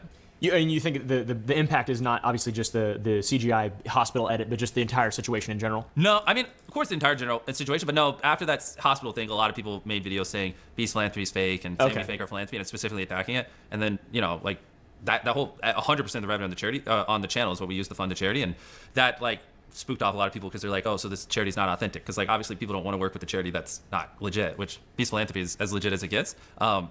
Just one little editing mistake, which now I'm sounding like I'm downplaying. I mean, it was just a mistake in editing. Doesn't discredit all the projects Beast Philanthropy has done around the world and the tens of thousands of lives it's changed. And I mean, yeah, it's just unfortunate. Yeah, I would say that's a fair admission too, because it's like, you know, and once again, optically, you're the guy who's talking about, you know, spending 26 hours a day looking at data. And, you know, every decision, every single frame that's in a video is like combed over. And then that is a mistake, obviously, that you're capable of making, your team is capable of making, and like the whole thing is capable of making. And people, you know, they'll compare and contrast whether they know or not. Like they think everything you're doing is 110% deliberate. Yeah, well, that's the unfortunate part because like if someone, again, just to be clear, the only reason anyone even knows is because we did BTS. So, I mean, but if that would have happened, you know, 8 months ago, I would have just responded to a tweet saying my bad and just like re-edited it in YouTube editor and just like added a voiceover and it would have been fine. It's just now that, you know, due to the circumstances, everyone's like, we finally got the proof. The philanthropy's fake. He's fake. And like, let's tear down his charity. And yeah, I mean, but yeah, it's just a silly editing mistake. Like the VO we should just had VO over that clip just saying we didn't build this hospital. But it was also not even the whole point of the video. It's just like, if you watch it, it's just a clip at the start. It's literally not even what the video's about. So you mentioned the behind the scenes footage of that, specifically the hospital video in regard to your philanthropy channel. Would you be willing to, or consider releasing like more detailed behind the scenes footage or a breakdown of that with the VO you're talking about? Or, you know, the editors who worked on it and sort of their thoughts and opinions or whatever, because they're the ones working on it, right? Like on that video specifically? Yeah, or just in general. Yeah, well, that one specifically, I mean, we're owning up to it. I mean, I don't want to put them on blast publicly. Like, it was a silly little mistake. Obviously, we talked about how we could prevent it in the future, but I'm sure, shocker, at some point we're going to have some other editing mishap over. Yeah, so, I mean, that's not something I can't guarantee will ever happen again, but, like, we're doing our best to make sure it doesn't. But in general, I would love to do more behind the scenes. Like, I think throughout all this, I think what is causing some of this is like confusion is because there is so much mystery around how we do our videos because people don't know how we do it. It's like it's almost easier to believe there is this like they're fake or they're rigged and he didn't actually build a bunker and put it underground and have 2 people live in it for 100 days and record the entire time and do all this. It's almost getting to the point where it's easier to believe it's not real. And I think like just having more transparency and doing behind the scenes would help.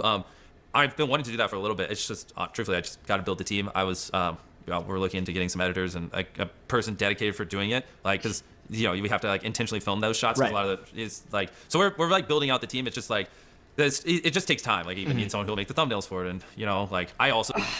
I mean, I don't know if I buy that specifically. I think that people know. I mean, I think they have shown in the past, especially on Twitter, for example, how he builds the sets and stuff, and it takes months and months and months. But, and there's also, I mean, I think the concern with MrBeast, there is a massive, there's conspiracy because he is so powerful right now. Because he's now in such a position of power where he is the most powerful social media person ever. He knows a lot of extremely powerful people. It makes sense that there's a lot of conspiracy theories and whatnot. Whether any of them are true, who knows? So don't want there to be editing mistakes in this. So I need someone who's doing QC, and that's like a really important thing because I don't want him to post it and make a claim in the BTS that's not true and say, hey, we spent $500,000 in this bunker and it was actually $480,000, right? Yeah. Which is these are the little kinds of things that, you know, because I have such a large company, people will do and they think it's innocent, but it's like, no, like I don't know. I really don't know if he spent $480,000 and he said $500,000. I don't know if that came out right. If someone made a video and they were like, oh, this is complete hogwash. He only spent $480,000. Dislike to the moon. Like I don't really buy him here. but at the end of the day, it's my name on it. And so it's like, in theory, it seems simple. Like, oh, you're already filming, just throw up BTS. But there's a whole big process in it to make sure that's also true and authentic and good and actually edited well. And so, I mean, I don't know when I'll be able to build out the team and get it right, but I think that will help a lot. If people knew like the effort and work that went into the videos and like just how we do it, I think they would look at it differently. I do think BTS videos would be like probably welcomed by the audience. And be like, oh, okay, I see. Yeah, and I think to circle back a little bit, I don't think even showing the, you know, in behind the scenes, like if that worked. But I don't think he needs to do it because of some sort of punishment or anything. I don't think he needs to do it because it's like, oh, this is, you know, we had to come clean, had to hold our hands up. It just would be kind of cool to see. To have existed specifically with like the philanthropy stuff, or another time where you're adding CGI or whatever. If you had the intention of the people who are doing it, in that behind the scenes footage, it wouldn't be necessarily even putting them on blast or you know, showing any mistake you would have from the very beginning, transparency. Yeah. So I think that would be. I mean, that would I'm be on awesome. the same page here. Hey, if anyone watching this wants to help work on my BTS channel, I'm actually serious. We're actively hiring and trying to figure it out. So I mean, yeah. I really think that would help a bunch. Like just like, plus I just want to show people how we do this stuff. Like it's pretty crazy the stuff we're doing now. I mean, realistically, it sounds like some of these problems, if like there was just sort of, you have the opportunity now to just be like super ethical and hire a couple more teams for transparency and do something that not only the 300 million subscriber YouTuber, but like you are leaps and bounds ahead of everybody else in terms of like transparency. Yeah. Which people really like that type of stuff. Even if they don't like search out for it, they just like to see someone who's honest and you know, relatable. True. For God's sakes. Stop with these ads, Umpaville. This is about the 7th or 8th ad, Umpaville. You're robbing us blind. And like, you know, you guys are really good at this insane MrBeast thing, but like you said, even with sort of talking about the allegations in the beginning, you didn't want to make a video where you're just sitting, it just feels cringe and awkward. Yeah, no. Like but you know, it makes sense, right? Like I get your perspective and the outsider's perspective. It's cool to see, you know, how, it's not cool to see how angry people can get, but it is cool to see that there is a possible answer to those situations, like being super ethical and transparent in a way that nobody else has ever been before. I agree. Yeah, I feel like you could probably do that. So there's evidence that you put your previous employees, friends, whatever, controlled opposition in your challenge video, such as the 100 boys versus 100 girls video. Yeah. Did you put them in that video or videos like that specifically to rig the outcome of the challenge? The challenge? And if so, do you think that's acceptable, MrBeast? I know. That one was a big one. Video. Bit too chummy. I was talking about my 100 boys versus 100 girls video in the last couple months. That one, people really talked about that one. So yes, Sagi's video, he you know, talked about this and uncovered it. I'm surprised more people didn't. Like my girlfriend after that video literally went on a podcast to describe this. So it's not even like this was hidden information. This has been out there. You were in the video 100 girls versus 100 boys for $500,000. Yes. I've on seen the day, this. everybody had to go for COVID tests, and a lot of people came, got their COVID tests, and they tested positive. And the girls somehow ended up with way too little contestants. So I got a call randomly from the studio, and they're like, "We need a female." I'm like, well, I am a female. I guess I could do this 100-hour challenge. Were you dating at the time? Yes. And did the others know you were dating MrBeast at the time? They pretended that they didn't, but I think some of them caught on. Did he like move to the side of the circle and just check up on He you? avoided eye contact at all costs. But I mean, literally, like she said on the podcast. Yeah, I remember. I think this was one that he responded to quite early. I think it was like some guy on Twitter, Chucky on Twitter, I think might have responded to this. And I don't really trust Chucky, but because his Twitter response was completely missing the point for a lot of the big accusations. But yeah, I think that's what went down. Podcast. We had 100 boys, 100 girls. They're competing in a video. Leading up to the video, they're supposed to quarantine. This was years ago when, you know, at the height of COVID. I can understand questions this. people have on my videos, like that in these recent things I've noticed, usually the answer is like COVID, like why things aren't as like we would normally do it. But in this instance, they quarantined. When they showed up to the studio, a couple people on both sides tested positive for COVID. We didn't have them all in a group. We, you know, isolated, tested. And so now I'm stuck with a tough decision because we have all these people who just took off work for a week and took even more days off work to film this video. You know, a couple people on each side of the 100 girls, 100 boys tested positive for COVID. I can't go grab random people off the street because they haven't quarantined, right? And back then, I think COVID tests are better now, but back then, you know, it took like 2 days for the COVID test to be able to pick up whether or not you had COVID, something like that. Not a doctor. This isn't Joe Rogan. I obviously. Bro, no one knows that though, right? I could have just gone and grabbed random people off the street and it would have been fine. But I was trying to like be protective of the contestants. So my employees were routinely quarantining back then because, you know, in the studio and things like that, we didn't want an outbreak. So I just went to the employees who weren't working on the 100 girls versus 100 boys video and was like, hey, I don't want to cancel this video. Who wants to be in it? And so a couple of them volunteered, filled in the empty gaps. My girlfriend quarantined with me, so I threw her in there. Yeah, so this is quite interesting because Dogpack I can buy this, right? I can buy that they didn't have the numbers for 100 boys versus 100 girls. They therefore go, okay, well, we need to have some people. I hear all the time that, like, on big movie sets, or not movie sets, but TV sets and stuff, they'll be like, okay, we don't have enough people. We need to get some, like, staff members or something to be extras, for example. I think a lot of the some of the people from, like, The Office, for example, I think were originally just meant to be like random extras in the background, and then people were like, actually, you know what, you kind of fit the vibe we're going for, how about you just get on in there. I can buy it. And yeah, there's a question over Dogpack, like,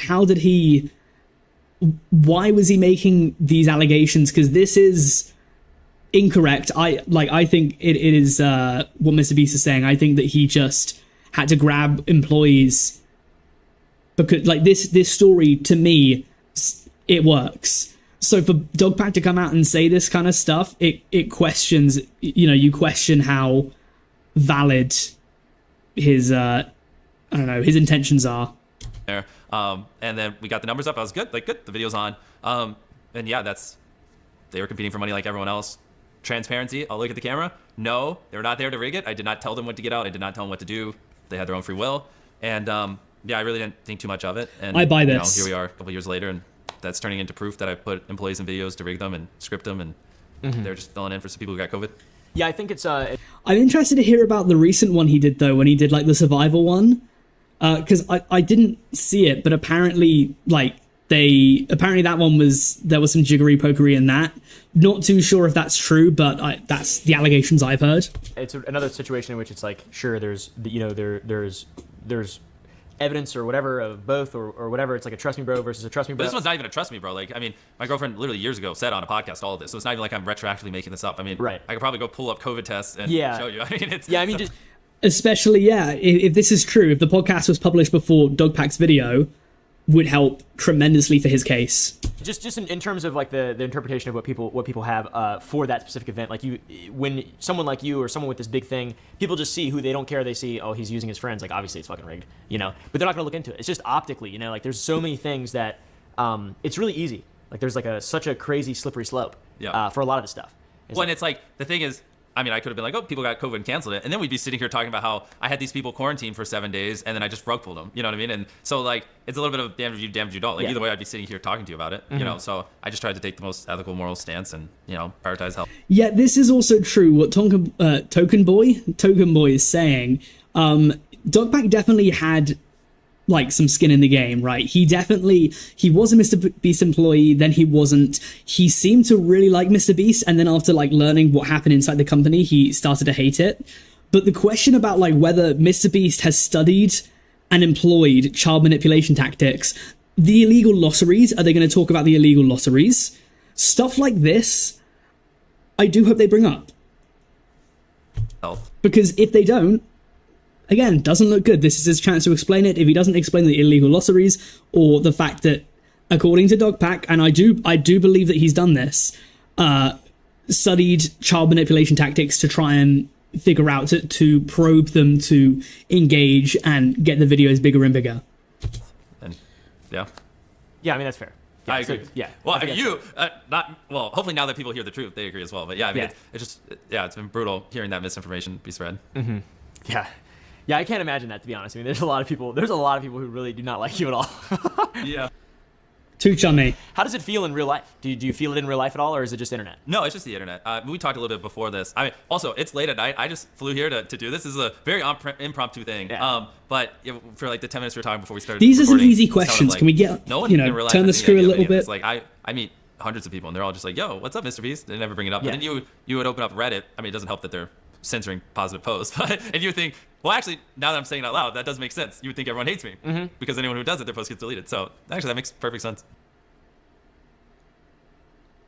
Yeah, it's like, and even some of the YouTubers that I know, like you mentioned sending a clip to YouTubers, and they're like, well, it's just not cool. I don't want to be seen as a MrBeast glazer. I mean, even the sort of feelings amongst YouTubers, the people who their responsibility is to, responsibility, very loose use of the term, to talk about anything online.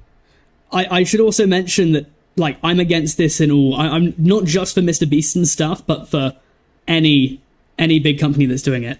Or whatever. even they're afraid, or they just don't want, like, so it's just the internet. There's this really weird, the sort of echo chamber. Not that obviously everything that you've done is can just be swept under the rug. I mean, you've admitted to mistakes. I think that everything that is a genuine mistake, you once again have the most to gain from all this. So it's not going to fucking hurt you to just admit where you're wrong or whatever. I think that's a very interesting one, the 100 boys versus 100 girls video, because to me, without looking into it at all, it's like, that does seem weird, right? Like, it just seems like once again a conflict of interest. But at the same time, you're making YouTube videos. You're not making, like, I don't know. You can endlessly make excuses for it and against it. It seems like that's why I'm saying it's kind of. I mean, I think between like the contestants and people we've given stuff to in videos, like pretty confidently say like less than 1% of it's employees. So if you were to take everyone who's ever been in the video, so like we're like, and a lot of it was, like I said, during the COVID time, where it's just like, well, I'm trying to be responsible, and I know so it's like, I mean, I think when you look at it through those lenses, I feel like any rational person would be like, okay, that makes sense. Yeah, it's fair. Yeah. Okay, so now on to the response to critics. So the first person really to respond to critics was Chucky. But the second person, it seemed like, was... Yeah, Chucky, don't trust him. Soggy Cereal, YouTuber, commentary YouTuber. He made a video, and he's been, that video is sort of blowing up a little bit. It's not quite to the level of Dogpack's video when it first came out, but it's, it's coming up, and he did his best to disprove a lot of Dogpack's claims, and even held you accountable for a lot of stuff in his video, which I thought was good. I thought his video was pretty good. I liked his video a lot, and I like him a lot. I've talked to him since that came out. I've talked to him a couple times. Yeah, he has criticized you today and last night, I think, to sort of timestamp when this video is being recorded so people know. He said, Soggy has criticized you sharing his video with other YouTubers as a way to shield yourself from criticism, like deeming the video to people. He also expressed feeling used by you, given that you used his video as a strategy to gather favor from the public, which, that's pretty wordy. It's like it just happened today. It's got to be something like, how do you feel about him feeling that way? Because he's not really defending you. He's more so trying to hold light to truth, which I appreciate that massively. And I do, talking to him, I do believe that he is an honest guy. How do you interpret his responses on Twitter if you've seen them? Have you seen them? Yeah, I've seen them. I mean, I interpret it as him just trying to be honest with his audience and just expressing how he feels. And I think, obviously he probably, in his head, if he was even being more honest, he'd probably be like, Jimmy, why don't you just say these things? Why am I saying it?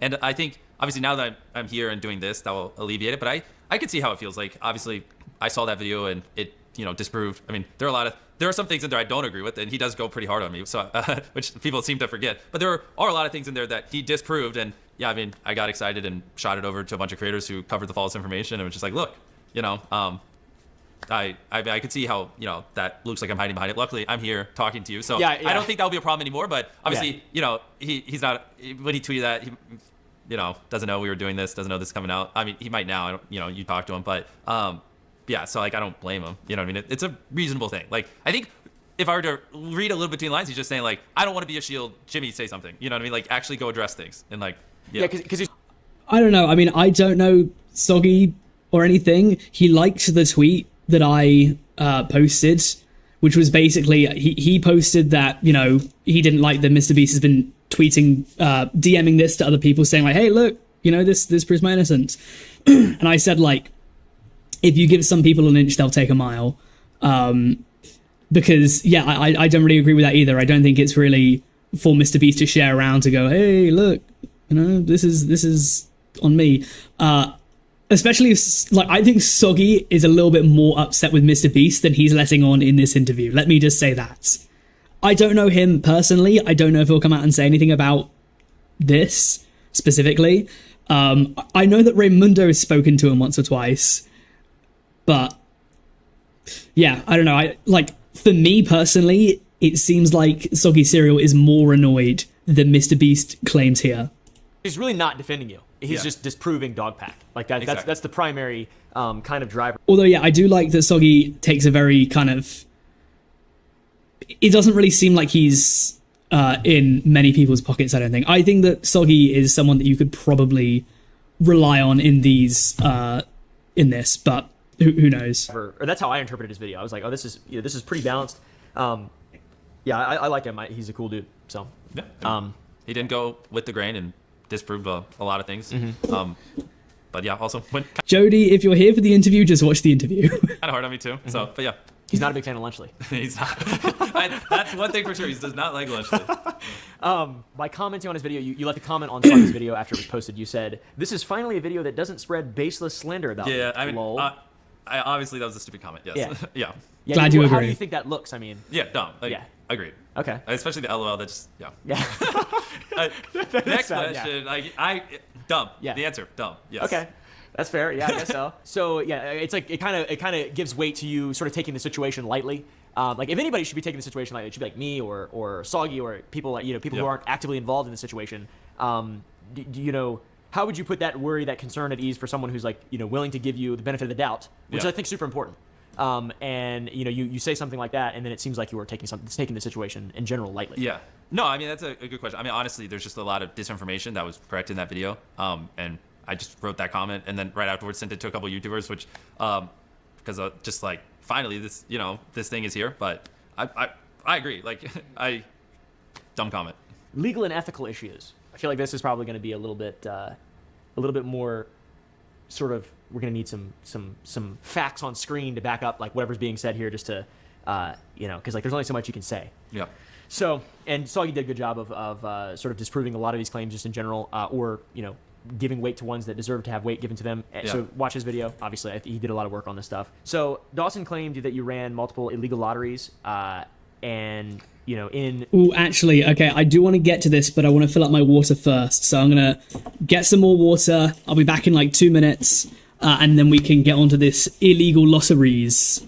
Because so far the questions have been quite tame, maybe a few at the start, but I'll be back in like 2 minutes.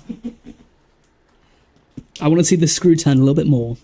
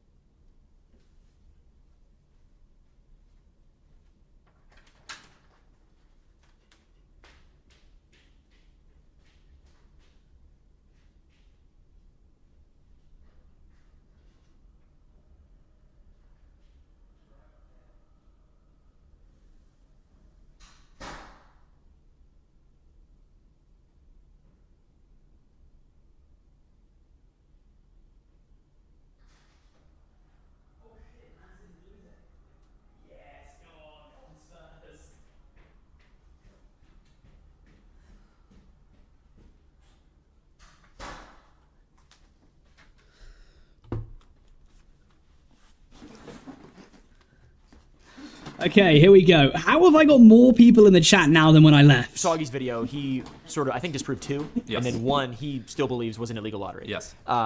Do you believe that you ran an illegal lottery? Did you believe at the time? What was your mindset? Did you check with the FCC? Was Yeah. there any compliance, any steps taken to prevent this? What is your just perspective on that? Yes. So No! Oh, he's done it for me. I There we don't go. think we did. I have people looking into it and like trying to pull the footage and figure it out. He disproved the 2, which I mean, those were crazy. I don't want to just like speculate. I have a team looking into it. I don't think we did though. But regardless, just to be truthful, if people want a refund or think for whatever reason like we did something wrong, like I'll send you a link that you can just put in the description where they can get a refund. Maybe just throw it on the screen here. Okay. But yeah, I mean, at the moment, that's all I really have to say. Maybe. Ooh, I think he's... Yeah. He did it. He did it. We could do a follow-up in the future. I'm trying to dig up all the footage from that live stream. This was like many years ago. Like, this isn't like He something I did 3 did months it. ago. Yeah. Oh, COVID. It was 2020, right? I don't remember. I think the first one, the questionable one that Soggy had in his video was in 2020. I think it was in August 2020. And I just don't have the footage from him, so Yeah. I'm looking them up. Gotcha. Yeah. I think. I think at the very least, if people felt misled or whatever, or if it 100% request a refund. I mean, definitely. we do that anyways. Like on our site, if people want refunds, we give it to them. But for this specifically, we can give you a URL, throw it right here. I mean, I have no idea what it'll be. Yeah, he did it. Yeah, just finish your order code. He did No it. big deal. Cool. The investigation confirmed. So the third-party investigation confirmed isolated incidents of harassment. How were these incidents addressed? And what systemic changes did you implement from after the investigation to prevent things like this from ever happening again? I'm assuming it's going to piggyback directly off the What we HR talked about before. improvements. Yeah, 100%. I mean, agreed. Like we talked about before, I have hundreds of employees, and when we brought the outside third party in, and I was like, hey, talk to whoever you need to, get an honest pulse of how some people are feeling. There were some things that people hadn't made us aware of that they felt more comfortable talking to Quinn and Manuel on, which is obviously ultimately why we ended up doing the anonymous hotline and that kind of stuff. And what you asked, what did we do? How do we handle it? Like I said before, it's just whatever they told me. If they told me like I need to fire someone, we fired them. Like I mean, it's not like I don't want to be the arbiter of truth. I want people who are professional in these things to get the information, make sure they have all the facts, and I want them to tell me what to do, right? Because obviously I work with these people, and so I could have some form of bias or whatever, or maybe I like this person better, and so I like to stay away from that kind of stuff. And so I just did whatever they told me to do, to be honest. Mm-hmm. How did you feel when you found out that a third-party investigation concluded that there were incidents of harassment in your business? Yeah, I mean, the first thing I was like, well, how can we, like we talked about before, and so I started educating myself, and I've been bringing in new leaders and people who have worked in bigger companies, and I was just like, help me make sure like this kind of stuff doesn't happen and educate me on these kinds of things. Like, again, like this company has grown so fast. Like I keep saying the number 400 just so people realize this isn't just 10 employees making YouTube videos like it was for me 5 years ago. And so my first instinct was just like, educate me. Who do I bring in? How do we solve these things? And like I said before, it dials down to two things: making sure you're not fostering it, and then when it does happen, making sure you respond appropriately, and just like trying to learn everything I can in those two areas, and just find the best people in the world in those two areas to just review everything and make sure we're doing it correctly. Dude, people were fired. How many people were disciplined, fired? Was it more? Like, how did that feel, knowing that there was like an amount of people that had to be disciplined, terminated, whatever, as a result of an investigation? It's kind of things just happening basically under your nose, due to a lack of business acumen or care or whatever word you would want to use. Yeah. How did it feel? Well, I mean, like, I haven't even met all the people that work for me, because it's so big and we have people all around the world and things like that. Just for context, I was going to say there seems to have been a bit of a shift in how, like, the questions are. That the first ones were a little bit lighter. Hopefully, they're a little bit kind of more now. I hope he does turn the screw a little bit. You should have just asked how many people was it? Give us more information if you can. I want people to think like, oh, these are people I'm just working with every single day, and I'm just oblivious. But yeah, I mean, it just felt like I need to improve. I need to learn more, and just I want to fix these things, So, I mean, it doesn't feel good. Yeah. There you go. That's what I was looking for.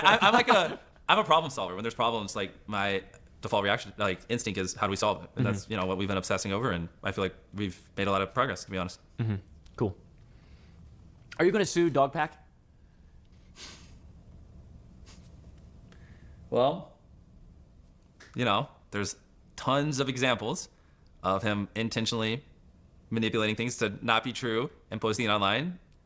Tons and tons and tons of that. Soggy has basically an hour and 27-minute video, and an hour of it is just flat out proving manipulation and lies, and caused a lot of harm to my businesses. I mean, I've literally had people pull out millions of dollars and then tell me it was directly because of his video. And don't worry, I instantly was like, can you send that in writing? So, if I win a case or anything, I can directly point damages. No reason why. So, I mean, it's just unfortunate. Like, I don't want to be put in this situation, but probably gonna have to. I mean, it's just. I mean, what do you do if someone's just spreading misinformation about you and just causing harm to your business and like getting it to the point where you might have to potentially fire people because it costs you so much revenue? It's like it's not fair to the people in my companies. You know what I mean? It's just sad. It's not a thing I take joy in, but. That's a yes. Yeah. As you guys are saying, that's a yes. I think the problem from a MrBeast PR perspective, right? We're not talking about HR here. We're talking about PR. I don't know if it looks like if it looks good for the business if they're going out actively suing, say, Rosanna Pansino and Dogpack, right? Even if they had reason to sue Dogpack, for example, I don't really buy the fact that he's going to have to fire people because they've lost so much revenue and whatnot. I don't buy that whatsoever. I mean, it could be true. I just don't believe it. I do not believe for a second, especially with the amount of money that he's just made off crypto, as CoffeeZilla very, very rightfully points out, right, that he made, I think it was 12 million, 20 million off crypto, something like that. You don't need to fire people, MrBeast, to make ends meet. Doesn't have to happen. Right. Yeah. So he's gonna sue them. okay, so yes. They're not done drafting it up, but once they're Politicians answer. done, more than likely, yeah. Okay. Interesting. There we go. Yeah, there we yeah. go. Every law firm I've talked to, they're like, this would be the easiest win they've ever seen in their life. I mean, it's like crazy. I had one tell me, like, you could chop up all the evidence into like sue 3 separate times and win all 3 cases because you'd have enough for each. Like, one person. Yeah, I mean, realistically, MrBeast is going to have a massive law company behind him. Dogpack's just going to be some guy, right? And I don't really know what suing Dogpack's going to do.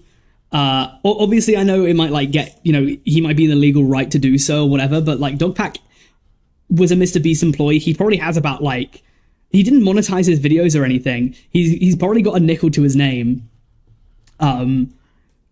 Like, suing him, I don't know if it accomplishes too much other than being in the legal right. Like, he could then say, oh, we won the lawsuit.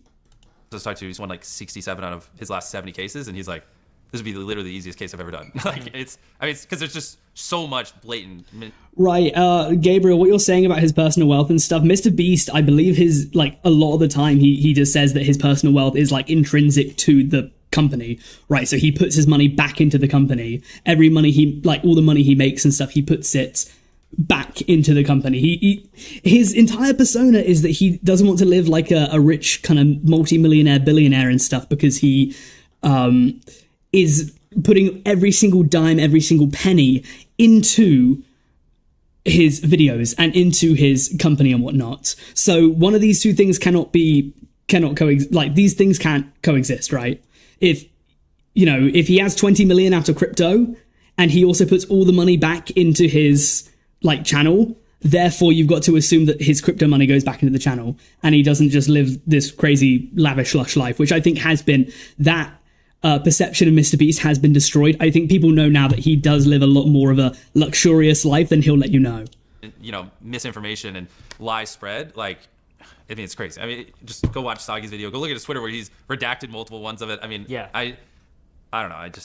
I don't want to be in this position. Now, what do you think? Do you think that there could be any sense of regret from that? I mean, optically, once again, there's a lot of things working against you on a constant basis because you're the biggest person in the world on YouTube and social media, and you're just crammed down people's throats algorithmically. Like, if you decide to sue this man, even if he deserves it or not.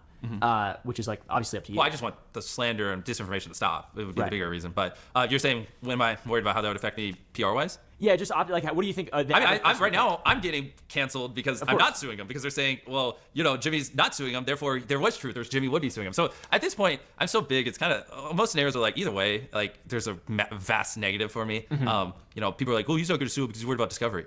No, I don't give a fuck. I mean, why do I care? I'm here. This is discovery. You know what I mean? And that they just... Gosh darn it. No matter what I do at this point, like, there's just a large group of people that are just going to be unhappy, and that's just like a reality. That's true. Be okay with, to be honest. As long as I agree with what I'm doing and I believe in what I'm doing, I mean, that's all I really can do at this point. Yeah, because I think a lot of people, it's probably a minority. Well, it's definitely a minority of people just in general who actually care about this type of shit. But, like, the suing, the silencing critics, for example, something very similar has happened. Well, not that similar, but something is happening to CoffeeZilla, who we'll talk about here in a minute as well. He's being sued.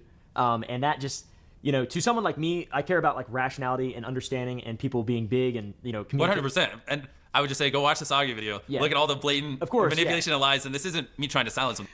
Do you guys think he's going to talk about the Logan Paul CoffeeZilla lawsuits? This is me trying to, this is like borderline, I owe it to my employees. Because, like, I can't look at someone in the eyes and go, sorry, you're getting laid off because he decided to keep spreading misinformation about us. This won't happen. This won't happen. Yeah, I understand. This won't happen. He's not going to lay anyone off because of a Dogpack 404 video. And it's like, this is bigger than me. I have a lot of people, a lot of families, a lot of kids that, work or are under, the people I employ that work for me. Like, it's not just me. Like I can't. Of course. So. And it's also, just to finish what I was going to say, it is not silencing a critic. It is preventing the spread of misinformation, proving misinformation. Exactly. So I think being able to make that distinction, though, is very important. And that's something to consider. Is like how do you stop the misinformation, the slander, but also don't prevent people from caring about things ethically going forward and feeling willing to criticize someone like you, even though obviously this situation, it appears quite clear cut that this is misinformation, and truth is obviously the most important thing, but also there's like a sort of a slippery slope of silencing critics and censorship and all this crazy stuff, and freedom of speech is so important, but obviously lies and slander are not protected by the freedom of speech. So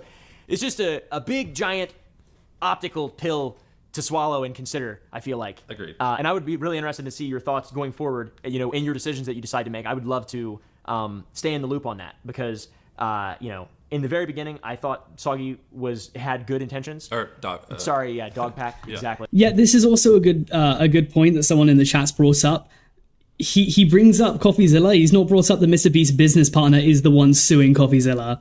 I wonder if they're going to talk about that whatsoever because, I hope they ask MrBeast about Logan Paul and why he's gone into business with Logan Paul, because that is some severe criticism that has been launched MrBeast's way. That's definitely one that he can answer, but I don't know if he'll ask that. I don't know, if he'll think it's relevant or something. But it's a huge problem that people have had with MrBeast. Why are you in bed with Logan Paul?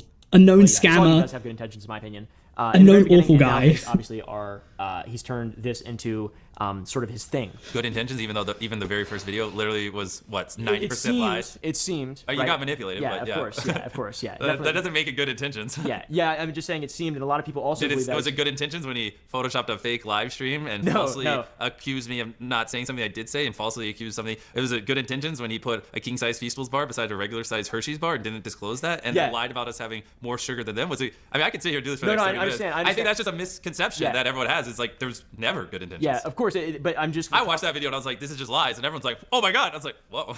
We're just talking about optics, though. Okay, my point. optically. Right, optically. People who fell for the optics. Yes. But that's the lowest common denominator. That's what makes this entire world that we're in go round, is how people are reacting to things. You can't expect people to be to go out of their way to give you the benefit of the doubt. You know what I mean? Yeah. And it's super important to consider all that. Yes. But yeah, and obviously it's been proven now that he is Mr. and misinformation combined, right? It's for someone like me who actually cares about, I like to pretend that I care about the truth of things, and I don't want someone like you who has worked very hard objectively to get where you're at. I don't want you to be slandered or for people to lie about you, etc. But at the same time, you are the one who's going to win. You are the one who will always win. You're the top, right? You got this big thing, so you have the most responsibility, and you've got to be the best guy. Cognizant of the implications it would have. Yeah. But it's also on the reverse side. It potentially causes people to not want to spread misinformation and not slander people. So there's also the positive side of that, where people realize disinformation has repercussions. It's just something to consider. Agreed. Right? I don't take the decision lightly. Trust me. Yeah. Okay. I believe that as well. But yeah, I think that's a you're the guy. I mean, if anybody could go and be as ethical as possible and do everything as perfectly as possible and actually take the moral high ground and not just pretend, it is you. You've got all the resources. You are the guy who can do all this stuff. Yeah. To be honest. So, I think you will. I think you'll do all this stuff cool and right, and stop slander, misinformation, etc. Yeah. Which is good. Disinformation. Big difference. Yeah. Misinformation. It could be an accident. Disinformation, not an accident. Let's see. So now to move on to CoffeeZilla, one of my favorite YouTubers. There was a comprehensive report published that sheds a negative light on crypto dealings allegedly associated with you. To what extent were you involved in these crypto transactions, and how do you respond to CoffeeZilla's video on you detailing these allegations? I thought he gave you a benefit of the doubt in that video. Yeah. I think he's a very reasonable guy, to be honest. I think he's a very smart, reasonable guy who cares about doing the right thing, which is pretty rare on YouTube. How would you respond to Coffee's video? Yeah, Coffee's video and the report. Well, so I'll start off with the report. I mean, most people probably haven't even read it, but that's what kind of spawned that whole thing was this. Did you see it? Yeah, so the gist of this crypto report that was... 1 second, sorry. Yeah, so as Mike Robb is saying, MrBeast does look a little bit more uncomfortable right now. You can kind of see here and stuff, when he's kind of saying misinformation, disinformation. You can kind of... He looks... I don't know. He looks There's something about that face there that, to me, if I'm reading facial cues, yeah, he looks a little bit nervous. That was 1 second, sorry. It's not my. The gist of this report was Jimmy is too stupid to like make this kind of money, therefore it must be insider trading. This is his wallet, you know. Clearly there was insider trading because he never would have been able to make this kind of money, when in reality, which is what I told Coffee in that statement we gave him, it was managed by a fund. So I wasn't the one managing the wallet. You know, I've never had access to that wallet. I've never done the buying and selling of that wallet. There's a actual professional who's written books on crypto and lived and breathes crypto every second of the day managing it. So most of the allegations there like are just answered by like, I am too stupid to do that. That's why a fund was managing it, you know what I mean? And yeah, he does actually look a little bit pissed in that. I'm not going to speak too much about this because I don't know too much about crypto whatsoever, so I'm just going to let this play. Yeah, I mean, like Coffee said, like if he literally said this in a video, if you like Jimmy, then you're like, yeah, he has answers for everything and just checks out. And if you don't like Jimmy, then you're going to go, you know, there's obviously wrongdoing here. But yeah, I mean, the honest truth is like, I make videos, I'm running 7 businesses, I got a lot going on. And yeah, I invested in a crypto fund, they invested on my behalf, and I've never like had access to that wallet. They're the one doing the buying and selling. I mean, there are thousands of transactions on there. Like, I don't even have that kind of time. I'm sure you could probably even look at it and see like days where I was like maybe in solitary confinement or like doing a video where I didn't even have access to a computer and there's trading. True. So for the conspiracy theorists that think I'm lying and using the fund as a cover up, like, I mean, there's gotta be some way where you could just figure that out, like where I was on a plane ride or something. But yeah, that's like the honest transparency is, you know, I was in a crypto fund and people thought I owned the wallet and it's called Wu-Tang Clan. Do you listen to Wu-Tang Clan? I have, yes. I don't. So I feel like that's another indicator. Really? I wouldn't have named it Wu-Tang Clan. Yeah. I had to educate myself on what Wu-Tang Clan was. So okay. Yeah. You guys seem to be really in against him right now. Someone's saying that he's complaining about people about to get fired, but he's drinking from Fiji water.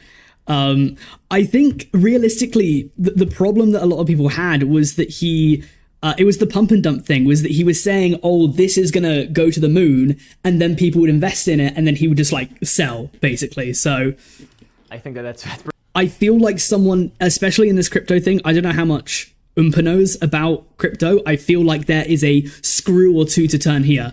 MrBeast, if he really, like, he should have spoken to CoffeeZilla about this. When CoffeeZilla made his video, he should have spoken to him about that instead of putting out the very corporate response. He gets to speak to Oompa now, who is definitely not as clued up. I'd be interested to hear what CoffeeZilla has to say about this. I hope he makes a video talking about MrBeast's response to this now that he's got more information to work off of outside of that very brief statement that he put out. I question why he didn't speak to CoffeeZilla. If he really wants to clear the air, why he didn't speak to CoffeeZilla when he was making that video. Pretty interesting. And why he has to speak to Oompa instead about it. I mean, like the whole, like, just... Gosh. Oh, drats. Oh, drats. More advertisements. YouTubers in any way being involved with crypto in any sense now is just like... Well, agreed. And that's why I literally put it in a fund, because I was like, I don't want to, like, fuck with this stuff and, like, be... you know, I just, like, I want someone who knows what they're doing to do it, to make sure things are above board. So that's literally why I did that, right? It's because I was like, if I'm buying and selling it, maybe I mess things up or do something dumb. So I was like, oh, this fund is led by someone who knows what he's doing. Here you go, you know? So that was literally the whole logic behind it. Right. Yeah. Okay. On to some philanthropy and charitable work stuff. Soggy... I feel like they kind of moved past that a bit too early. Revealed delays in philanthropic projects such as the walking assistance video due to lost partnerships. He talked about that in his sort of disproving video. Yeah, how do you intend on regaining trust between that brand that is literally a vehicle for philanthropy? Yeah. And how do you intend on regaining trust with the brands to put money to that to generate revenue to use for? Yeah. I mean, I hope step one is literally this video. I mean, I hope I just need people to. Hey, just stop making videos titled "MrBeast fakes his philanthropy with devil horns" on in the thumbnail of my head, and you know, just stating facts that aren't facts. Because as long as people are just spreading that disinformation, I mean, it's gonna be pretty hard to convince these people. But hopefully, once that dies down, I think it's just more of a time thing. Because it'd be nice, because the charity definitely needs that whole disinformation thing to kind of just stop. I spend $150,000 a month, so I pay for the employee's salary, so all the revenue from the videos goes straight towards doing our project. So I cover all this employees, a little bit of overhead, that kind of stuff. So that way, if we get like a $400,000 brand deal plus the ad revenue from the video, we can like spend all that money on like, buying shirts for, homeless people or whatever it is. So I just put that money in, but this this past week when we also put the $150,000 in the account, I had to put another $1 million in to make up for like 2 lost brand deals. So I'm like now having to like plow money in on top of the, $150,000 a month I'm already plowing in, on top of filming the videos and doing all, and it's just, it's just brutal, to be honest, because I can't do that forever. Because I'm already putting a lot of money into it, and so, yeah, hopefully, I don't know the answer. I don't have a crystal ball, but hopefully, like, people just kind of stop slandering it. You can attack me, just don't attack the channel. It's literally a 501c3. Like, it's that's nice, I think that's fair. Yeah, and that one is weird to me because it's like I would unironically. This is a crazy sentence, but unironically, if instead of starting a YouTube channel, giving it to a 501c3 and filming videos and donating millions upon millions of dollars, all the revenue to a charity, and then using that to help people, if I just started any other channel, like, I don't know, like a channel where I just sit down and talk and kept all the money and just bought a $10 million mansion after like 2 years, I think that universe where I just sit down and talk and buy a $10 million mansion and make a video on the mansion, that version of me would get maybe 1% of the shit that the version. Yeah, and so it's like, but that's not why I do it, because I actually would get less hate if I just stopped the Philanthropy channel, but I just want to help people, and it's cool projects, and I believe in what it's doing. But it's a little funny when you think about it. I mean, it's hilarious. Yeah. It's absolutely, the devil horns thing. Dogpack actually cut a part out of his first video about you being the Antichrist. Did you see that? I did. What'd you think of that? I mean, you did get here a little fast, to be honest. You teleported. The sad part is he was being serious in it. And, yeah, he cut that part out. And that he showed that part publicly, and people still were like, okay, well, Kim's saying Jimmy's the Antichrist because one of his studios was a church, because there's not many warehouses in North Carolina, so I just bought a church and converted it into a warehouse. And like, he unironically was claiming I was the Antichrist in the same video as all these other accusations, but everyone's like, oh, that's the only crazy accusation. Everything else is true. When I saw that, I was like, okay, now people are gonna like be like, okay, maybe he's just, but didn't change anything. I mean, yeah, does it like bother you? Did that bother you specifically, or is it just? I mean, because like, how do you even? I'm not the Antichrist. I mean, where's the Bible? I'm not the Antichrist. There you go. Softball questions. Really move on. I kind of thought you might be. It is a weird one, because I've heard people say that in my real life. They're like, his name is. We live out here in the sticks. Yeah. All right. And they're like, his name is Beast. He's got enough 6,000. That's a 6. Like people, I think that's very funny, to be honest, and in like an ironic way. I don't actually obviously believe that you are the Antichrist. What is this? What is this? What is this? Move on. I see those conspiracy theories occasionally, and I don't even, like, if I was just like, I tweeted, yes, I'm the Antichrist. Like, what does that even mean? What is this? You ever speak in Babylonian curses? What is this? What is this? Not the past year. Move on. Yeah, you've cut this out. Stop speaking in tongues. No, we need to stop joking like this, because that's gonna be the next More Pegasus video. MrBeast Antichrist confirmed. Yeah, they're gonna take the clip of me talking about the thumbnail with the horns and put that there. Yeah, I'll show them a picture of my circle with a pentagram in it that you spawned out of. Yeah. Anyways. Do you plan? So back to philanthropy, to things that actually matter and are there we actually go. important, because that's what the whole point of this video is, to try to be. Oompa, we're being Thank serious. you. Yeah, it's serious. Hey, lock in. Yeah, it's a serious video, and we're trying to be honest. It actually is serious. It really is very serious. Oh. Do you plan to provide more transparency in how funds are used for your philanthropic efforts for Beast Philanthropy, your 501? I've seen a lot of people ask about that too. So for the Beast Philanthropy, anyone can audit our books. We pass the audit every year, and we make those things public. Also, I actually called CoffeeZilla like 9 months ago, and I asked him to do a video where he like broke down. Maybe it was 9 months ago. I don't know the exact month, but like break down Beast Philanthropy and try to find. Wait, a what video does that where say? He, Yeah, this is true. He called me to audit Beast Philanthropy. I declined because I'm not an accountant and I don't investigate to prove someone is innocent. Sure.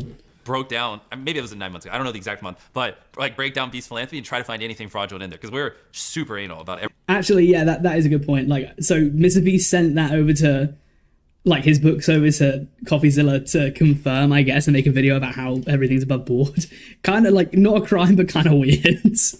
Right. Penny spent on the charity. So if anyone wants to do a deep dive on our charity, I would love that, because it would be awesome. So people could see the links we go to on the main channel. I mean, we don't have much transparency, but I mean, it would just be depressing if I showed people, because a lot of our newer philanthropic videos we do on the main channel, like building 100 houses, wells, blind people, we don't do brand deals on them. So those videos lose a ton of money, because we definitely don't make enough money off the ad revenue to pay for them. So every single time we do one of those videos on the main channel, it's usually -1 or -2 million dollars. So I mean, that's basically the transparency. When I do it on the main channel, they typically lose a fuckload of money. The charity, if anyone wants to like deep dive the books, that'd be awesome. I've been wanting some YouTuber to do that so we could show like how impressive what we do is. Do you I've heard you repeatedly talk about how much money is lost or whatever. What makes like money? Like how do you? Yeah, how Feastables. As you know, self-food. So obviously it is profitable. But yeah, I mean the content is just we lose a lot of money on our content. I don't want to say it because but it's a disgusting amount. But so we offset it through things like Feastables and things like that. As a whole, you know, we're gonna lose money this year, especially because of everything going on. Didn't really help. Mm-hmm. Gotcha. Yeah. I'd be interested to look at those books, to be honest, if they're going to lose money, because although there has been some controversy and whatnot going on, I want to find MrBeast's Social Blade. I'm sure we'll do fine anyway. Oh, access denied. All right. Well, I guess not. So yeah, I think the transparency. I mean, obviously, you can, like you mentioned, you can audit. I mean, maybe he's being honest. Maybe he's being honest, and they are going to lose money this year. But they've had the most views they've ever had this year, so They're totally public. So yeah, I would love to fly someone out. We've unironically been wanting to do this. We asked a couple YouTubers that just were like, well, if you're asking us, then there's probably nothing there, so why would I do a video on it? Yeah. So like people only care when there's a smoking gun. Yeah. But I've been trying to get someone to do a video like deep diving the Philanthropy financials because people have so many like theories exactly, and I'm like, bro, I'm not trying to hide anything. Like, by the way, Lady Cat White, this video's on 1.25 speed. They just literally say no when I ask. Anyways, yeah. Some fans feel like there is a fine line between philanthropy and using vulnerable people for content. How do you feel about people who think that your videos unintentionally exploit vulnerable people for entertainment? So Yeah. I think that's a very valid concern that people have, and I think this is one that's going to be hard to kind of explain because people are going to just be like, well, you know, just be a rich guy and donate all your money, and you know, you have more money than me, therefore you have to donate it, or I can criticize you. Like that. It's a really hard argument to win, I guess. But if you had to explain that, or what are your thoughts on that? Yeah. Honestly, that would be an easier one to take video by video, because obviously that is something I'm very cognizant of, and I don't want to take advantage of people or use people, and so. No, okay. I guess whilst we got like that ad, I do understand this kind of critique, that he's like using people to. He's using like vulnerable people or whatever, but also like realistically, if you're gonna build wells in Africa, you kind of need to show it. You kind of need to show how it impacts people. If you're gonna like make people hear again, then you need to show the deaf people.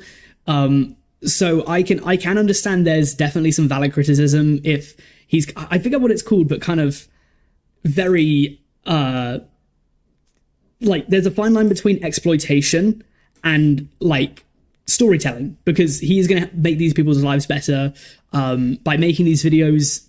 It is going to help them in the long run. I wonder if actually I got a few more things to add, but I'll get to them if we get to them in the video. I mean, one video I'm burying myself but a for lot. this I think he's Next video fine. we're, you know, flying, like comparing it, the world's cheapest plane ticket, the most expensive. The other, we're helping 1,000 people see. The other, we're putting 100 people in a circle. They're just so different, right? The answer to that for helping 1,000 people see again would be completely different than the answer for, you know, when I put 100 people in a circle or whatever. So as a blanket one, I'm not 100% sure how to like just blanketly answer it. Besides, like that is something I'm very aware of, and like we try to, you know, pick people who, you know, don't really fit that bill. If that makes sense. Yeah, I mean, it makes sense. It seems like a difficult line to walk, to be honest. I don't think. Yeah, it's a tough. Like tough when we were doing the helping 1,000 people see again. Like if someone's like, I don't want to be on camera, which this happened lots of times. You know, we just be like, that's fine. You can still have the surgery. Like cool. You know, so a lot of times we do that, especially in the ones where people are more less fortunate. We're very hyper cognizant of it, and we cut people out all the time, or we just don't even film. Like sometimes people, we make them aware beforehand, but they'll just show up and then they'll get a little camera shy, and like. Anytime I pick up on that, I'm always like, hey, like, if you don't want to be on camera, we will still do this. Like, it's perfectly fine. And they're always like, oh, then yeah, I'd prefer not to. And it's like, cool. And then we just step out and let them do their thing. That's cool. Yeah, I think, because that's one thing that's like a running joke is like you have to be on camera. You have to be a part of it. That's a part of why I like doing so many, because like if I do 1,000 surgeries, it's like, I don't need all of them. You know what I mean? Like, that'd be a long video. Exactly. I mean, we show like rapid fire so people can see proof that we did that many, but it's like if 100 of them or 200 of them don't want to be on camera, it's not a big deal. Now, to the 1,000 video, 1,000 people with blindness video, there was a nonprofit that alleged it was. Oh, that's a good segue. Yeah, it was alleged that it was not paid. Yes. And you eventually paid them 8 months later. What was the cause of the delay? Yeah, 100%. And that you said alleged. I mean, we didn't. So they weren't paid let me zoom out. Basically, we did a video where we helped 1,000 people see again. We, off camera, actually did 800 other surgeries. So we did 1,800 surgeries. I just only put 1,000 in the video. And for a lot of them, we worked through with the charity just to make sure things were, because they had a lot of experience with this. And that charity worked with a lot of doctors on the ground and other little charities. And one of the charities that they worked with did a couple dozen surgeries. I don't know the exact number. I'm gonna say around 30. And then the charity we were working with was supposed to release the funds to them afterwards to pay for it. There's a little bit of a misunderstanding. They didn't get it, so we ended up paying for like 970, and like I didn't know of this, but like that little misunderstanding never got taken care of. So then the charity that did the 30 surgeries made a video saying, hey, we didn't get paid. Somehow that never ended up on my radar for 8 months, which is honestly crazy. I don't know how no one sent that to me. We obviously had no knowledge of it. And then I saw it a couple weeks ago, and I was like, whoa. I instantly called the team we were working with, and I was like, what's going on here? And then we looked through it all, blah, blah. And then I was just like, I just paid them. So I actually double paid for those surgeries and just paid them separately. Obviously, just a little misunderstanding. 1,000 surgeries. Even if you here's a couple ways you could look at this rationally. If we did 970 surgeries, why would I intentionally not pay the last 30? That is probably a good point. Then again, like... Yeah, no, I don't know if I buy MrBeast kind of stiffing charity, really, because that is kind of his bread and butter. I don't know if I really buy that he would do something like this. Who knows? To save 3%, just nuke the entire rep of the video just to save 3% of money. A, that just doesn't even seem logical. B, what makes it even less logical is we did 800 more eye surgeries off camera, and obviously. Now, I'm over-explaining things, but I have to, because there are literal videos using this as proof that I'm evil, and using this as proof that I don't care, and using this as proof that I fake things, the horns, yeah. So, like, but when you think about it, we did 800... I need to find out which thumbnail this is. I need to find out which horn thumbnail he's so mad about. Off camera. So, if I was aware that... Because he keeps bringing this one horns up. I feel bad because mine is him as like a puppet master with nooses around the necks of his enemies. Sorry. Of the paperwork trail. Oh, this is true actually. Yeah, Lady Cat White, you bring up a great point. It is not good that it took them that long to rectify the mistake. That is very true. I hope he's telling the truth that he was unaware of it for such a long time, but I don't know if I buy it. Maybe it did happen, give him the benefit of the doubt, but yeah, it is definitely that's kind of on him and his team to they didn't know. They didn't know for like 8 months that this wasn't a thing. But no, someone needs to send me that thumbnail with the horns, because dude, imagine if he was pissed off with mine. Imagine if he was like, oh, they keep making me look like this puppet master. The mishap, and that we didn't pay those 30. Why would I not just take 30 of the 800 we did off camera and swap it out for those, and just put the 30 that people are claiming we intentionally didn't pay for off camera? It's almost like I didn't know. Because if I was trying to be manipulative, I wouldn't have put him in the video, because I had 800 other ones. You see what I'm saying? So everything about it just makes no sense. And then even the person, after we reached out, he deleted his video. He uploaded a video saying, oh, it's just a misunderstanding. But everyone just conveniently ignores that because it doesn't help their narrative. So it's not as fun. I mean, yeah, I don't really know what else to say. Like, these are huge projects. Like, I'd love to see any of the people making videos on this, like, try to just help 10 people see again. Now picture 1,000. Like 1,000. That is, well, actually we did 1,800. So 1,800. It was just a lot of stuff. Like, it's, it's not like I can individually call all 1,800 afterwards and things like that. Like, some of these were in poor places. They don't even have phones. So yeah, a little bit of a whoopsie, but we fixed it when we found out about the whoopsie. I mean, that's the honest truth. Yeah, I mean, you can't expect to not make mistakes with an operation. That's true. Yeah. That's true. It's gonna happen. When I do, we fix them. Yeah, and then say there's transparency there.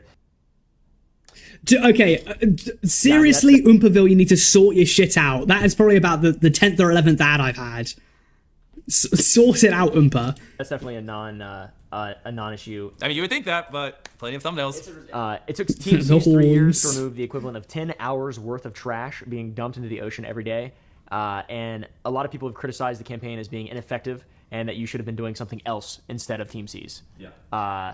Like how do you respond to that? Yeah. So First off, because I get this a ton with Team C's. Like, this isn't even like a new thing. Ever since we did it, people constantly bring this up. So I just also, to the people who allege that criticism, because obviously you're just trying to be the mouthpiece for the internet. I assume you don't believe this, and you can probably already guess what I'm going to say. But to the people who I see this every single day on Twitter and Reddit, first off, let's just contextualize what we're talking about. We're saying only 34 million pounds of trash was removed out of the ocean. We're talking like multiple Empire State Buildings worth of just trash, if you piled it up, is out of the ocean. And we're acting like that's not a crazy thing if you just look at it in absolute terms. Like, 34 million, not 34,000 million pounds. You know how crazy that is? And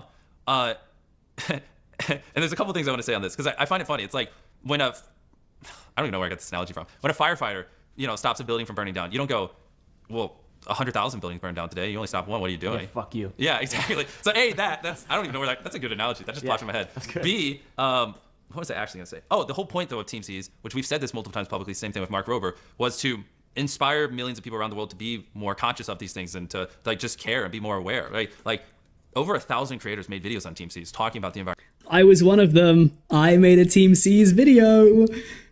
And I donated. That's 100 million views. Mark Rober, all these other big creators, and all these people that look up to these creators saw a video of these creators talking positively about the environment. And like, my thing I would say to them is like, when people are like, "Oh, it only removed like half a day's worth of trash that's put into the ocean." How do you quantify the impact of those millions of people who got inspired to be more cognizant of these things and extrapolate that over the next decade? You know what I mean? Like, no one seems to factor that in because it doesn't fit the agenda. Yeah, if anyone's complaining that MrBeast hasn't done enough charity work, then they can just get in the bin. I won't lie. MrBeast has done plenty of charity work. I believe there was some sort of conspiracy, though, that he was in bed with big brands that did most of the polluting. Not too sure how true that is, but like, I'd be interested to see if that is brought up here. If it is even an allegation that's like, I don't know, out there and big. I stand by Team C's. I think it was a phenomenal project. I think it did a lot of good. And I would challenge anyone else to try to remove 34. I mean, it wasn't me. It was the whole YouTube community. But like, if you have a better solution, go do it. But to me, 34 million pounds of trash out of the ocean plus, inspiring millions of people to be more cognizant of it, I think it's a win. So I'm actually glad I got to say this here, because that is just something that I just feel like is absurd, to be honest. Yeah. Another topic in the same vein is the 100 Wells in Africa project. Yeah. In that video, part of the criticism for that video is that a few of the wells that you built were showed in different shots, or the same wells were showed in different shots. Yeah.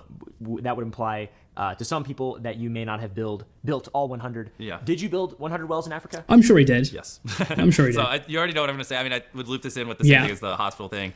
Seems like I need to have someone who like QCs things before we upload it more hardcore. I need someone who literally goes frame by frame. Like, we finish a video and then they spend like 3 days just going frame by frame, making sure there's no mess ups. Yeah, I think like one or two of the wells we accidentally showed this like same well as on different numbers. But once again, like I said with the blind thing, like, why would I spend 98% of the money and then just fake 2 wells, like, and destroy the entire integrity to save like 2%? I'm glad we're hitting these though, so I can. Anyone who made those videos like saying the philanthropy's fake, like, that's the one that bothers me the most, because we go so above and beyond. Like, honestly, if you could just delete them, like, that'd be great. So like, it's so bad, man. Like, because it makes charities not want to work with us, and it makes like, it just really like has made doing the projects we want to do like a lot more difficult, to be honest. Yeah. So I'm glad we're hitting these. Aside from it being just difficult, does it make, like, how, I've asked you how it makes you feel. You said it doesn't feel good with regard to that. Like, this charity thing, it's got to feel good to do this. Yeah. And you're surrounded by people who I'm assuming are enjoying the work that they're doing. I know a guy, fella Darren, is involved in the philanthropy, or at least was. I'm not sure if he's still around, but, there's some good people obviously involved in this. Like, how does it make you feel after all these allegations that are coming out that you can't really do this anymore? Well, we can still do it. It's just infinitely harder. This is a bit of a softball question. I mean, we're never going to stop. But yeah, it's... there's a time limit on it. It's finite. Yeah. Well, I'm hoping, like, that's why I'm here. Like, one of the reasons why I'm here, I'm hoping this, like, puts this stuff out there. These things kind of die down, and we can go back to the status quo where I can actually do brand deals and help people, and charities want to work with us and things like that. But, I mean... Yeah, I'm questioning, like, MrBeast obviously... Like, what would I say? It seems like he might be coming out now because he's seen that his bottom line has been affected. That he's like, people don't really like him so much anymore, so that he's not getting like brand deals and whatnot. To what extent, like, would he have just stayed silent if his bottom line wasn't being impacted? Who knows? Shocker, sucks. You know, I mean, it doesn't feel good, but it's not even about me. I mean, it's a lot of these things. What bothers me is that they're employees, even for the charity. Like, not regardless of the people we help and the projects we do. I also just have a lot of people who work for my charity. You know what I mean? Like, and those people. Like, I just a lot of these things, like the first thing that jumps to my mind is like, it's just not fair to them. You know what I mean? Like, think of like the Wells Project. We worked on that for a year. You know what I mean? Like, think of my employees who worked on that and poured everything they had into that project over the course of a year, and then like some small editing slip up, and now everything they did that they put their stamp of approval, they put their name on, they showed their family, so they made, it's now being discredited. You know what I mean? It's like, it's kind of like, it's very depressing for them too. And I'm like, you know, what do I say? I'm like, you know, it's brutal, to be honest.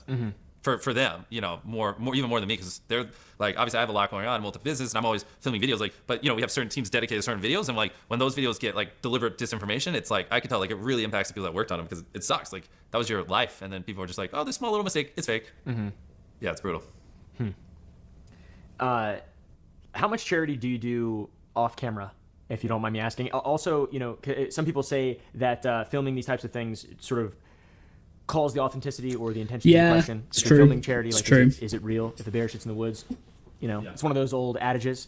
Do you do? What do you do off camera? What do you feel about that? Because that's a big criticism that a lot of people have had on YouTubers for a very long time. It's a big criticism I get, which is funny because if I do something off camera, how do you know about it? So all the people who tweet all the time or whatever go, you wouldn't do anything unless it's on camera. He only does it because it's on camera. How do you know? Yeah. Literally, how do you know? I mean, and does it defeat the purpose if I tell you right now? I mean, I will, just because now everyone assumes the worst. So, but it's just that one's always been a crazy one to me every time I've seen those go viral. But I mean, now it sounds like weird to just list them off because it's like, feels like I'm bragging. But I mean, the first one that pops to my head is like the Mark person that we gave $1 million that actually got slandered in a lot of this controversy.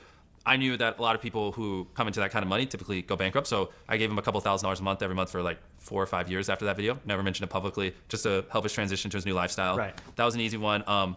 I mean, we did 800 surgeries off camera for blind. Never mentioned that. I'm bringing it up now because the controversy is making me.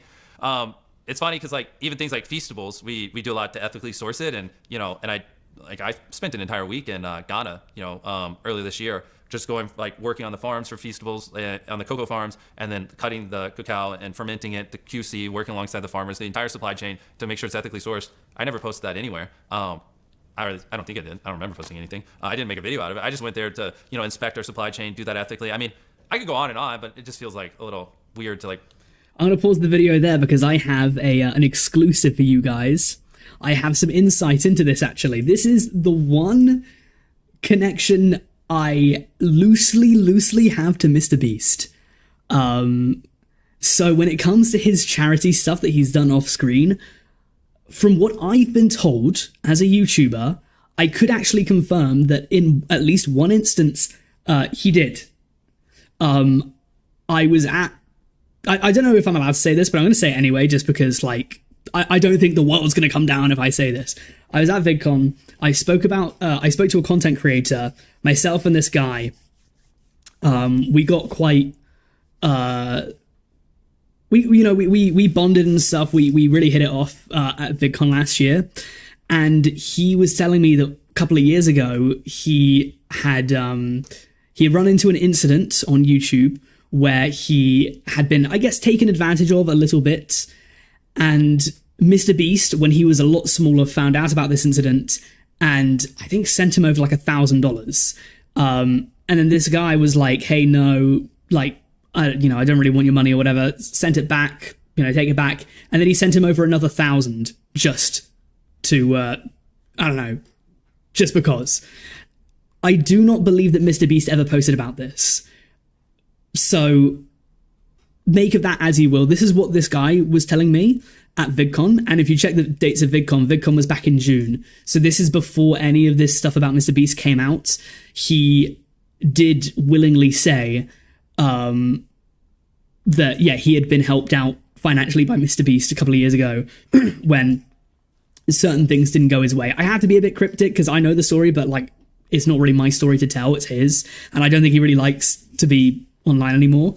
But yeah, I could, from what I've heard, kind of attest to what MrBeast is saying. Brag about these things, but yeah, I mean, it's just not true. I do in one even instance. me and my mom, that's part of how we bond. And I'm sure we do things and it seems to me like she's passionate about and stuff like that off camera. So I mean, that's something I'm never gonna get away from till the day I die. People are always gonna say, "Oh, you only do it because it's on camera." And I mean, there's technically no good real response. It's like if people want to say that, they can say that. Yeah, that's valid. Yeah, that's yeah. if it doesn't, if people don't know it exists, obviously they're not gonna know that it fucking exists. Yeah. And if you're doing it, you're damned if you do. Once again, if you're damned. Because if even you me don't. saying it here, did that just Oh, defeat hey, the purpose Jaden of Salads, everything? how's it Oh, going? he only did those things so he could could use it. eventually, Yeah.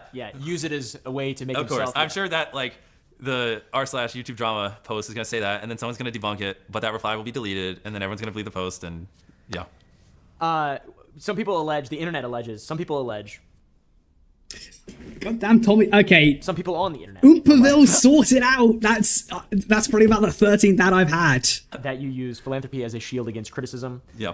And like they say that about a lot of people, not just you. Yeah. A lot of YouTubers. How would you respond to Could that? be a fair critique. Yeah, I mean, I think they're always going to say that. So it is a little ironic in my case, especially, I feel like towards this, it was different years ago, but these last 2 years, do you remember when I uploaded like the Wells video, the blind video? Do you remember like how people like lost their minds and got really mad? Do you remember that? Like, I think I was trending on Twitter for like 3 days straight after the blind video. And it was not positive. It was like super negative. It was like, it's actually interesting because I talked about this earlier. Like, I actually think I would get less hate if I didn't do philanthropy. So I actually think it's having the inverse effect, at least in the last 2 years. Like, people hate me more because I do good. I mean, it's, I don't know. Maybe that's like... Yeah, like I see this all the time when like some sort of celebrity donates to something and say they donate like 10,000, then people always question like, oh, why didn't you donate 50,000? But like, if he wouldn't have donated anything, the story wouldn't be made, and therefore the charity would be worse off, but he would be better off because he didn't do anything. I do understand the frustration here. Like too crazy of a... I'm not trying to sound like a victim here or anything, so maybe that's too crazy of a statement, but it's just something I'm noticing. Like, that said, yeah, it is very true that you could just use philanthropy as a shield. You know, you have to be, even if you donate to charity, I don't know. It's just very true that like it doesn't give you the right to do whatever. I'll do a video, whatever, buried myself alive. No one criticizes it. It's like, oh, this is a good video to watch it. And then I'll do a video where I build 100 houses. Everyone loses their mind, and give it to homeless people. And Twitter erupts. And so using philanthropy as a shield, I just don't even agree. Like, I actually think it paints a negative spotlight on me, to be frank. Yeah, I mean, you've definitely been a target of a lot of negative things If I took $5 million and built wells, it would trend on Twitter. If I took $5 million and made the world's largest firework, I would not trend on Twitter and get hate. I mean, that's the honest truth. So that's my answer. Like, I do the videos because they're just fun. And like, I've always said in podcasts, like, I could make up some sob story of whatever. Like, the truth is, I just find videos where I help people more fun than videos where I don't. And so I just like to occasionally mix them in because it's just makes life more fun. But yeah, I mean, if I was actually didn't want to get hate, I would stop helping people, to be honest. Yeah, that's fair. Yeah, it's weird because it's like your philanthropy videos, they really are a huge point of contention on Twitter. And people, you said that if you spent $5 million building a firework, people wouldn't really even get mad. When you did the fucking Squid Games thing, they still were mad at that. They're like, why didn't you give that to... Like, you're always going to be making a lot of people upset, no matter what. Especially at my size. You know what I mean? Exactly. And it's like, if I get 200 million views on a video, if only 1% of people are mad, that's still 2 million, which is more people mad than, like, might even watch this video. You know what I mean? So it's just like, because of the size, like, that's the world I live in. Yeah, and that's sort of like the grander point that I've tried to sort of clarify is like, you are the guy. You're the guy, right? You're the guy. You have the highest expectations from everybody. And like, people expect you to have extremely high expectations of yourself. And I don't take that lightly. Yeah, I agree. Yeah, of course. So on to Feastables, my favorite chocolate. Thank you. It's just a simple bar of chocolate that happens to not be very good. I mean, you live in America. There's not much competition here. With all the allegations that have come into people's view over the last few months, people noticed that on the Feastables website, it originally said that the chocolate was child labor and slave labor free. A lot of people probably don't know that the production of chocolate is it's difficult for it to be Pretty ethical, bad. especially at scale. Yeah. And it no longer says that on the Feastables website. People have interpreted this to mean that your chocolate is no longer ethically sourced, and it implies that it is using child labor or slave labor. Yep. How would you respond to that? Yeah, that one was a crazy one when I woke up and saw those videos claiming I used slave labor. What's funny is any of those creators, I'm just going to say it, you could have just literally messaged me and I could have given you the facts, but, they didn't. And so that was like a crazy few days. Like, I actually... Before I go into how we do ethically source our cocoa, and these are just flat out lies, I even, there's so many arcs of like allegations, that allegation arc, I even put out an Instagram story about how we ethically source our cocoa, and we even did a press release, and like I've like literally shared these things, and people. So I know that Tony's is like probably the biggest ethically sourced chocolate brand. So if they are Yeah, if they're joining Tony's, that is a good sign. People still were claiming we used slave labor and just ignored it and everything. But is it fine if I just give a little bit of a longer answer on this so people truly, because I want to make sure people actually understand how ridiculous this claim is. Yeah, I think it's also very important as well. No, this is actually probably one of the most serious allegations of all of them. Like saying we use slave labor is like, that's crazy. And also, we preface this by saying that Feastables is one of the reasons that you are capable of making money on what you're doing. Yes. So, the ethics of that are even more important, arguably, than... Well, and it's also hypocritical with everything I do. If I just turn around and use slave labor, then it's like, okay, it's just, so anyways, to get into it, yes, there's a lot of unethical stuff in the sourcing of cocoa, because people big chocolate just wants to buy cocoa as cheap as possible. Majority of the world's cocoa comes from, again, I'm going to really lay this out. I have lived and breathed this. I visited the farms. I personally put over 1,000 hours of my own time into this. And so majority of the world's cocoa comes from West Africa. Feastables early on, we sourced from Peru, which Peru doesn't have ethical problems, but after we started getting bigger, all roads lead to you have to source from West Africa because that's just where most of the world's cocoa is grown. And that's where things are the worst and the most unethical. So when we were switching our supply chain to West Africa as we we're getting bigger, the company that is the gold standard that has been living and breathing this for the last 15 years is Tony's Open Chain, or Tony's Chocolonely. Have you heard of them? Yes. Yeah, I mean, phenomenal. Tony's is the best. Nuts about this stuff. Like they've done all the research. They live and breathe it, like on how to eliminate child labor, how to best support the farmers, how to everything you can think of, which I'm about to go in depth on. And so I was like, hey, I need to talk to these guys. These guys know what they're doing. And so I spent a lot of time with them, and we actually formed a joint partnership with where we sourced through Tony's Open Chain with Feastables and Tony's Open Chain when we were moving over there. And this has been a thing well before the controversy. Before anyone says, oh, it's only because of controversy, it was a thing before the controversy. And basically, 100% of Feastables cocoa is fair trade certified, which is expensive. It's basically the most expensive certification you can have on it, which for most chocolate companies would be enough. You'd get your cocoa fair trade certified, and then do you even know what fair trade certified means? Mm-hmm. Okay, do you think your viewers know? I was going to say, how common is this for you guys? I know in the UK, companies will be enough. Big thing is when you're looking for, say, getting bananas or something, get fair trade. I don't know how big, fair trade is overseas, but fair trade, I was always taught as, a kid, always get the fair trade because it is the ethical responsibility. And then do you even know what fair trade certified means? Mm-hmm. Okay, do you think your viewers know? No. So if someone was like, you're unethical, and I just said, my beans are fair trade certified, my chocolate, 99% of people. Yeah, so this is all to me, this is kind of a good sign for MrBeast Chocolate Company. I have had criticisms with it before, based on what I've been told. If he's working with Tony's, that's pretty damn good. Good sign in my books. People will be like, okay, good enough, that makes sense. So I could have just hid behind that, but I didn't think fair trade, I don't think that's enough. And so not only are 100% of Feastables beans fair trade certified, but 100% of them, we also pay a living income reference price. Have I mentioned any of this to you before? No. Okay, so 100 living income reference price, which basically... Oh, God. Skip ad. Which is why it's hilarious that people are claiming we unethically source our cocoa. I'm ready to lay this out because everyone who said I use slave labor and I don't care, I hope you delete your videos because you were literally spreading severe disinformation. So for us, one of the main drivers of child labor in cocoa is poverty. They don't make enough money. So you can't just go to a farmer and say, don't use child labor, because if they can't afford to pay a grown-up, then you're telling them, hey, go starve. They have to make money. So one of the ways you can eliminate child labor is you have to pay a living income. So there's a thing called living income reference price where they look at, and tell me if I need to dumb it down or whatever, I don't know. But they look at inflation. I was just going to say, oh crap, this guy right here is screwed. This is like someone saying MrBeast profits of child slave labor.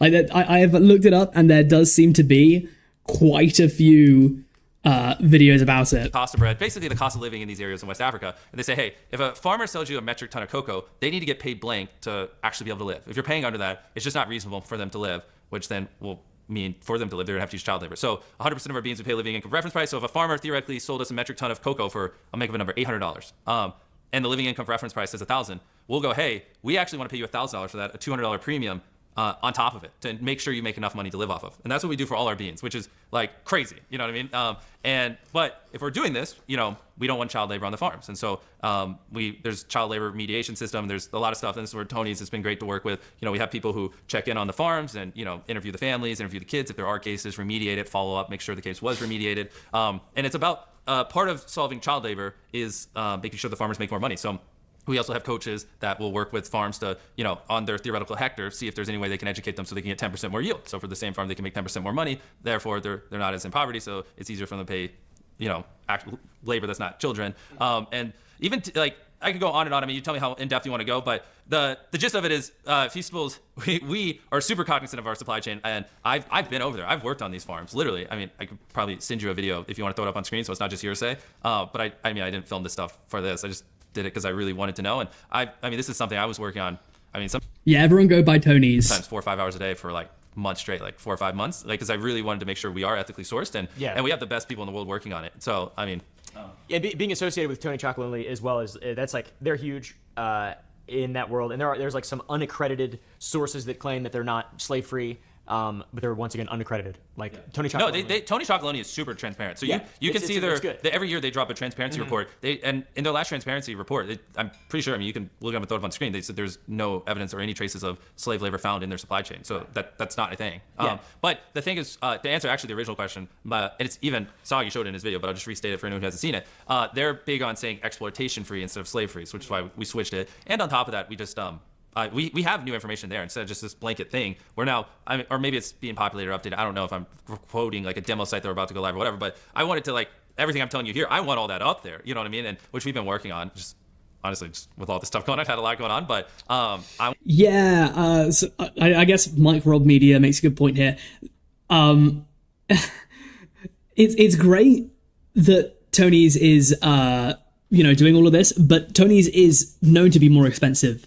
I think that people in general, I think that we should be happy to spend more for chocolates, provided that it's not unethical. How ethical is Cadbury? I don't know. I don't think it's that ethical, but like Tony's Chocolonely is going to lead the standard. I couldn't tell you about Hershey's or Cadbury or whatever. I know Roundtree, the sweets company, was quite big on pushing for liberal welfare reforms and stuff. Like, if you want a good sweets company in the UK, Roundtree, apparently, from what I remember from my history class, was actually pretty good for it. I want to, like, these are the kinds of things I want to talk about in videos and start, like, telling everyone. It's just, these are a little bit more complicated things, like explaining a living income reference price and the premiums and fair trade certification and, child labor remediation systems and stuff like that. It's stuff I'm very passionate about, but, a lot of these things, like, viewers might not understand. So, and my videos aren't as like. I think everyone knows though, Nestle is the fucking worst. Nestle, if you want to make a video where you put devil horns on someone, put it on fucking Nestle. This setting. So it's easy for me to say here, but these are, anyways, before someone's like, why did you talk about that publicly? It's like, damn if you do, damn if you don't. Oh, I spent a year plus of my life and all millions of dollars and all this time ethically sourcing my cocoa. And because I didn't show it publicly, it's like, oh, now everyone's criticizing me and they're assuming I'm not, and I don't care. And it's like, so this is why I have to do things on camera. Next time someone asks, why does he do things on camera? This is what happens when I don't. I get accused of using slave labor. That's a crazy accusation. A baseless accusation. Yeah, it truly, I mean, once again, being associated with Tony Chocolonely is like, that's huge. That's of course. Yeah, I mean, it's those were the good first sign, people I good hit up when sign. switching our supply chain over. Like, yeah. It's cool. Now on to Lunchly. Oh, gosh. So I'm interested to hear about this. Friend of the show, Rosanna Pansino, happened to get a moldy Lunchly, and a couple other creators got moldy Lunchlys, and then that began the claims sprouted out of that. Yep. That Lunchly had been recalled due to those problems, due to the mold problems. Yes. Moldy cheese. How do you plead? Yes. How do I plead? Like, what am I on trial? Well, there was no recall. I mean, that's been said, which again, it's like, it's so annoying. It's the disinformation, man, because that makes it seem like there's an actual serious problem. Oh, we're recalling Lunchlys, and there's a sign that, I think Logan even did a video, if you want to throw up, where he like went to the store and that just wasn't real. That like someone put on like a door that said Lunchly has been recalled when the shelves are empty by the FDA, which was just a made up thing. On the mold thing, here's the thing. We, every single Lunchly with cheese meat is USDA inspected. There is no mold when it leaves our factory. Yeah. Like, we have the highest QC standards imaginable. Like, what do we have? Why would we ship that out? Like, that doesn't even make sense. You know what I mean? And we obviously have the best experts in the world. I mean, even once these things come out, I mean, we brought even more. They're pouring up and down the lines, making sure everything's good. It's just, the thing is, here's a context a lot of people leave out. Look at, I don't want to name specific brands but take a specific brand that comes into your mind when you think of something like Lunchly, something that's very similar, specific brand, I don't know, other brands, competitors, and Google their name and put the word mold behind it. You'll see thousands upon thousands of examples. And that, I think, is a key context a lot of people leave out in this, because they're acting like this is just a thing with us. Once it leaves your factory, a truck that's delivering it could technically take a sharp turn in a box fall and puncture the seal. Or honestly, even something as dumb as like when it's put on the shelves at the store, like, I can't stop someone from walking to Walmart and grabbing a Lunchly, going to the potato chip aisle, putting it there, and then like a day later an employee going, that doesn't belong there, and put it back in. Right. Like, I mean, obviously they shouldn't do that. They should throw it away. Of course. But like, so there's no.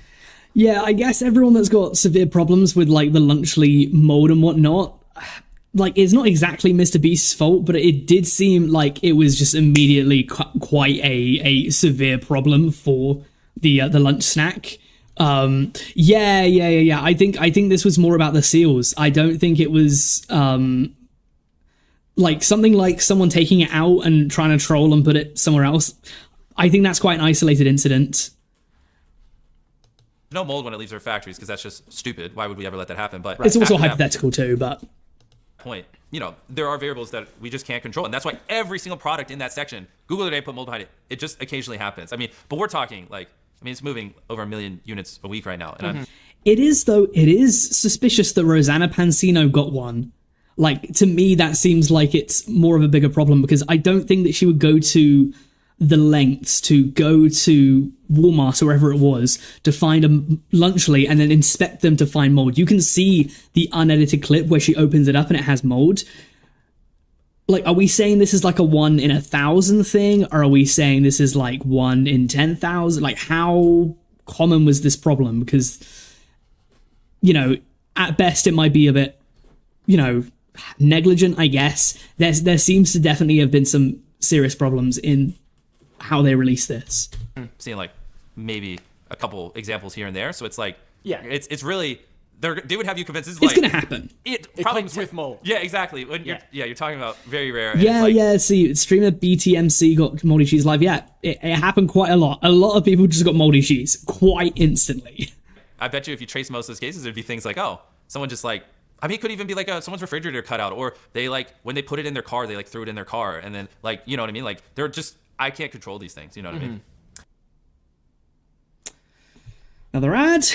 We'll Yeah, I skip. mean, mitigation of mold and shit like that's difficult. You have to. There's a process. But there isn't. Like, we literally, everything with cheese and meat that we use is USDA inspected and held to such a concern, like you wouldn't even understand. It's like, so it's not a thing until after it leaves. But I mean, when you buy the product, like it's, there are just variables that we can't Yeah, I control. understand. Yeah, definitely. And like, you know, you're using the logic of, you can look up the other brand and then mold. Logan Paul had a moment on Twitter where he basically did that exact same thing, but the reverse logic, and said that other brand led, and then compared that with Lunchly. But I think it's important to state the same thing you're saying about mold. It's possible that, you know, someone could toss something, there's a hole in the package. It's important to also note that you know, food products do contain trace amounts of like cadmium, lead, arsenic, and it's really important. QA, like you're talking about, you know, across the board, that sort of transparency is important. Yes. And if there's anyone who, I mean, I have like people who have done this their entire lives running this stuff, but if there's anyone who thinks like anything they can educate me on or we're missing, like, I'm down. You know what I mean? Yeah. DM me. Yeah, I think it was actually really funny. I'm not sure if you saw, because like the food stuff I find very important, and because I have educated myself in it a lot since having my own food company. Like, we manufacture here in this town. Can I see it before I leave? Yeah, you can. Yeah. Yeah, that'd be cool. So like that's super important to me. And there was a video that like the actual. I've tried Sour Boys. There were some of them at a VidCon luncheon that I went to. And they weren't as sour as they should have been. For something called Sour Boys, they should have been much more sour. People here, I mean, I don't really know too much about food and whatnot and what makes it spoil and stuff, but you guys aren't really seeming to take this from MrBeast. People are saying that it spoils quicker than he would have you believe, which might be very true. I'm also interested to see what other questions, because the moldy cheese was just kind of the tip of the iceberg. Is he going to talk about his collaboration with Logan Paul? Still hasn't spoken about that yet. Big part of his credibility is being linked with him. Is he going to speak about the fact that, like, he's not exactly... They were lying in their marketing when they're saying, like, oh, this is good for you and whatnot. Because we'll find out. Information stuff that bothers me outside of YouTube drama nonsense, because it's hard to, like, feel like it's... I don't know. It's a strange world being in YouTube just in general. I know you're very well aware of that, but... That's an understatement. Yeah. But like seeing somebody like Logan Paul with so much influence, and like you guys promoting Lunchly, and like somebody like Logan Paul acting as if you can find lead, like traceable amounts of lead in a metal detector with like that. That's just there's misinformation from like both sides. You know what I mean? And for someone like me, I find that to be very important. I did make a video about that. Yeah. And the same thing you're saying about the mold, giving Lunchly the benefit of the doubt. It's important to do that across the board. I feel like so. Which you didn't make the claim that there's no lead. I honestly, I know what video you're talking about. This is what I'm too ignorant on what that machine does, so I don't. Yeah, I'd have to. We've got the same one. It detects metal. Every product, like Feastables, has lead in it. All cacao has lead in it. Anything that comes from the earth has lead in it. Yeah, I don't really know as well when it comes to a lot of this stuff. USDA, like food rules and stuff, is very different to UK food regulations. I know you guys in the States, your food regulations are like crazy compared to ours. We have like much stricter rules on what can and cannot be in our food compared to you guys. I don't know, like, but because of that, because I'm over here on this side of the pond, I really don't know what is and what is not allowed. So I'm not going to comment on that. It's very difficult to get lead out of things, and like the lead that they measure for is parts per billion. So like you can't detect it. You're not going to find like a little chunk of lead. This is where you're in a different league than me. I'm so ignorant on this. It's important though. I mean, it's really important to note that because it's like it's just like you said, use the word ignorant. It is really ignorant to it's just as ignorant for people to say Lunchly's got mold in it that it is for people to say that Lunchables or the other brand has lead in it. You know what I mean? And that's like one of the reasons, because there will be recalls no matter what. Like eventually there's going to be a recall if you have a food product. So yeah, I think it's important to like hold the candle to it all the time. And like just like you're doing with Feastables. I mean, like if there is a good example of approaching things ethically, I feel like you guys have done an excellent job with Feastables. And your PR with Feastables is, in my opinion, leaps and bounds better than the PR with Lunchly. I think you're doing a really good job with that. Yeah. Well, Lunchly though, the next SKU, or why would I say? It's not everyone listening. What's a different word for SKU? They might not know what that means. Next iteration. The next one. Flavor. Flavor. I guess that's what you'd call me. The next one we're dropping. I think people would be very surprised. Like we're obviously, this business is like 2 months old. Like Lunchly, like we're just getting started. We obviously saw the feedback and we're incorporating that into the next one. And I'm excited. I should have checked with the team beforehand if I could just say what it is. But I'll tell you off camera. But I think all the criticism and things we obviously are seeing it, and like think everything can be improved, and I think people are going to be very happy with it. Something healthy is going to come out. We're thinking, I don't think they would care if I say like maybe like grilled chicken nuggets with maybe like some barbecue sauce, like high quality meat, perfect good. Whoa. Is anything healthy going to come out? Grilled chicken nuggets? Is that what I just heard? Is that what I just heard? Care if I say like I think people are going to be very happy with it. Something healthy is going to come out. We're thinking, I don't think they would care if I say like maybe like grilled chicken nuggets with. Okay, I'm just confirming that is what I heard. Is anything healthy going to come out? Grilled chicken nuggets with barbecue sauce. Maybe it's like some barbecue sauce, like high quality meat, perfect good source. High quality meat chicken nuggets. Debatable. And like trying to figure out what the side is, but like taking the criticism and applying it. It's like like something like that. I think what a lot of people are upset with when it comes to YouTuber food is that it's all. I understand why, but it's all marketed towards children and it's all junk food. It's all junk food. Prime is an energy drink or whatever. It's like a sports drink for kids. Feastables, junk food. Beast Burger was junk food. Lunchly is junk food. People aren't happy that you're feeding their kids, signed off, basically slop. These are like highly processed meals and stuff. It's completely wrong. Is facetious the right word? It's incorrect to say that this is healthy. That I'm very excited about because that's huge. Yeah, that's good. That's awesome because it's like I mean it was funny the day that I filmed that video I got a box of Lunchly sent to my house as if it was like some kind of sign or like I don't know why or how or who sent me it or what I don't know how the fuck. Yeah. But it was good. It was good. It's like it's just the quick snack food. And that's what it is. It's nothing crazy. It's nothing. It's like sure less bad, whatever. But who the fuck cares? If you're doing something like that, what you're saying there, that's leaps and bounds better. I know. I'm very excited. Leaps and bounds better. I want it out so badly, but it's probably going to be early next year. I'm very excited for it. Yeah. People allege that you hired a registered sex offender named Delaware. There's a big whole conspiracy. Here we go. Why did you hire Delaware? Okay, he did not speak about his collaboration with Logan Paul whatsoever, but we'll move on, I guess. And were you aware that he was a sex offender before you hired him? By the way, to preface this question, this is something that I think a lot of people probably feel like is really important. Yeah. So that in mind, this is one of the most important things to me. I would love to hear the full truth response from you in regard to this. Yeah, and I'm excited to put it out there because I think what people are envisioning is completely different than what actually happened. Yes, I did hire him, but for the context around it, I heard it when I was 19, so I was a teenager, and this is kind of leans a little bit into what we were talking before. This is back when it was just a couple of my friends from high school, my mom. My videos were getting bigger. I needed more help, and so I walked in because I'm dumb. Like, I probably should have gone on some site and hired people who had production experience, but instead I walked into my local Best Buy, and I just hired multiple people. Obviously, when I was a teenager, I didn't know what a background check was, and I just hired a couple people there that wanted to help me make videos. One of them was a person named Delaware, and no, I did not know he was a registered sex offender. There's a rumor that's gone around that said that he sat me and my mom down and told us. Obviously, I don't remember that happening. And when I read that tweet, the first thing I did was I called my mom and I was like, hey, this is like 7 or 8 years ago. Just put this in context. 7 or 8 years ago, not indicative of my company today, but I was like, did this happen? Because someone's claiming this happened. My mom said, I would have literally quit. Come on, Umpaville. Or honestly, probably shut the business down before I ever let my teenage son hire a registered sex offender knowingly, which I have a very protective mom. So, I mean, Sure. even if you don't believe me, you should at least believe that. I feel like it's not absurd to believe that my mom wouldn't have knowingly let her teenage son hire a registered sex offender. Like, that just doesn't even, like, in what world does that even make sense? Yeah, it's like that just, I mean, that's not even rooted in reality. So, but Okay, but is Americans, you can probably help me out with this. Is it not a law that you have to tell? Yeah, you have to tell people when you are hired. Pretty sure RSOs have to tell people they're registered. I think so too.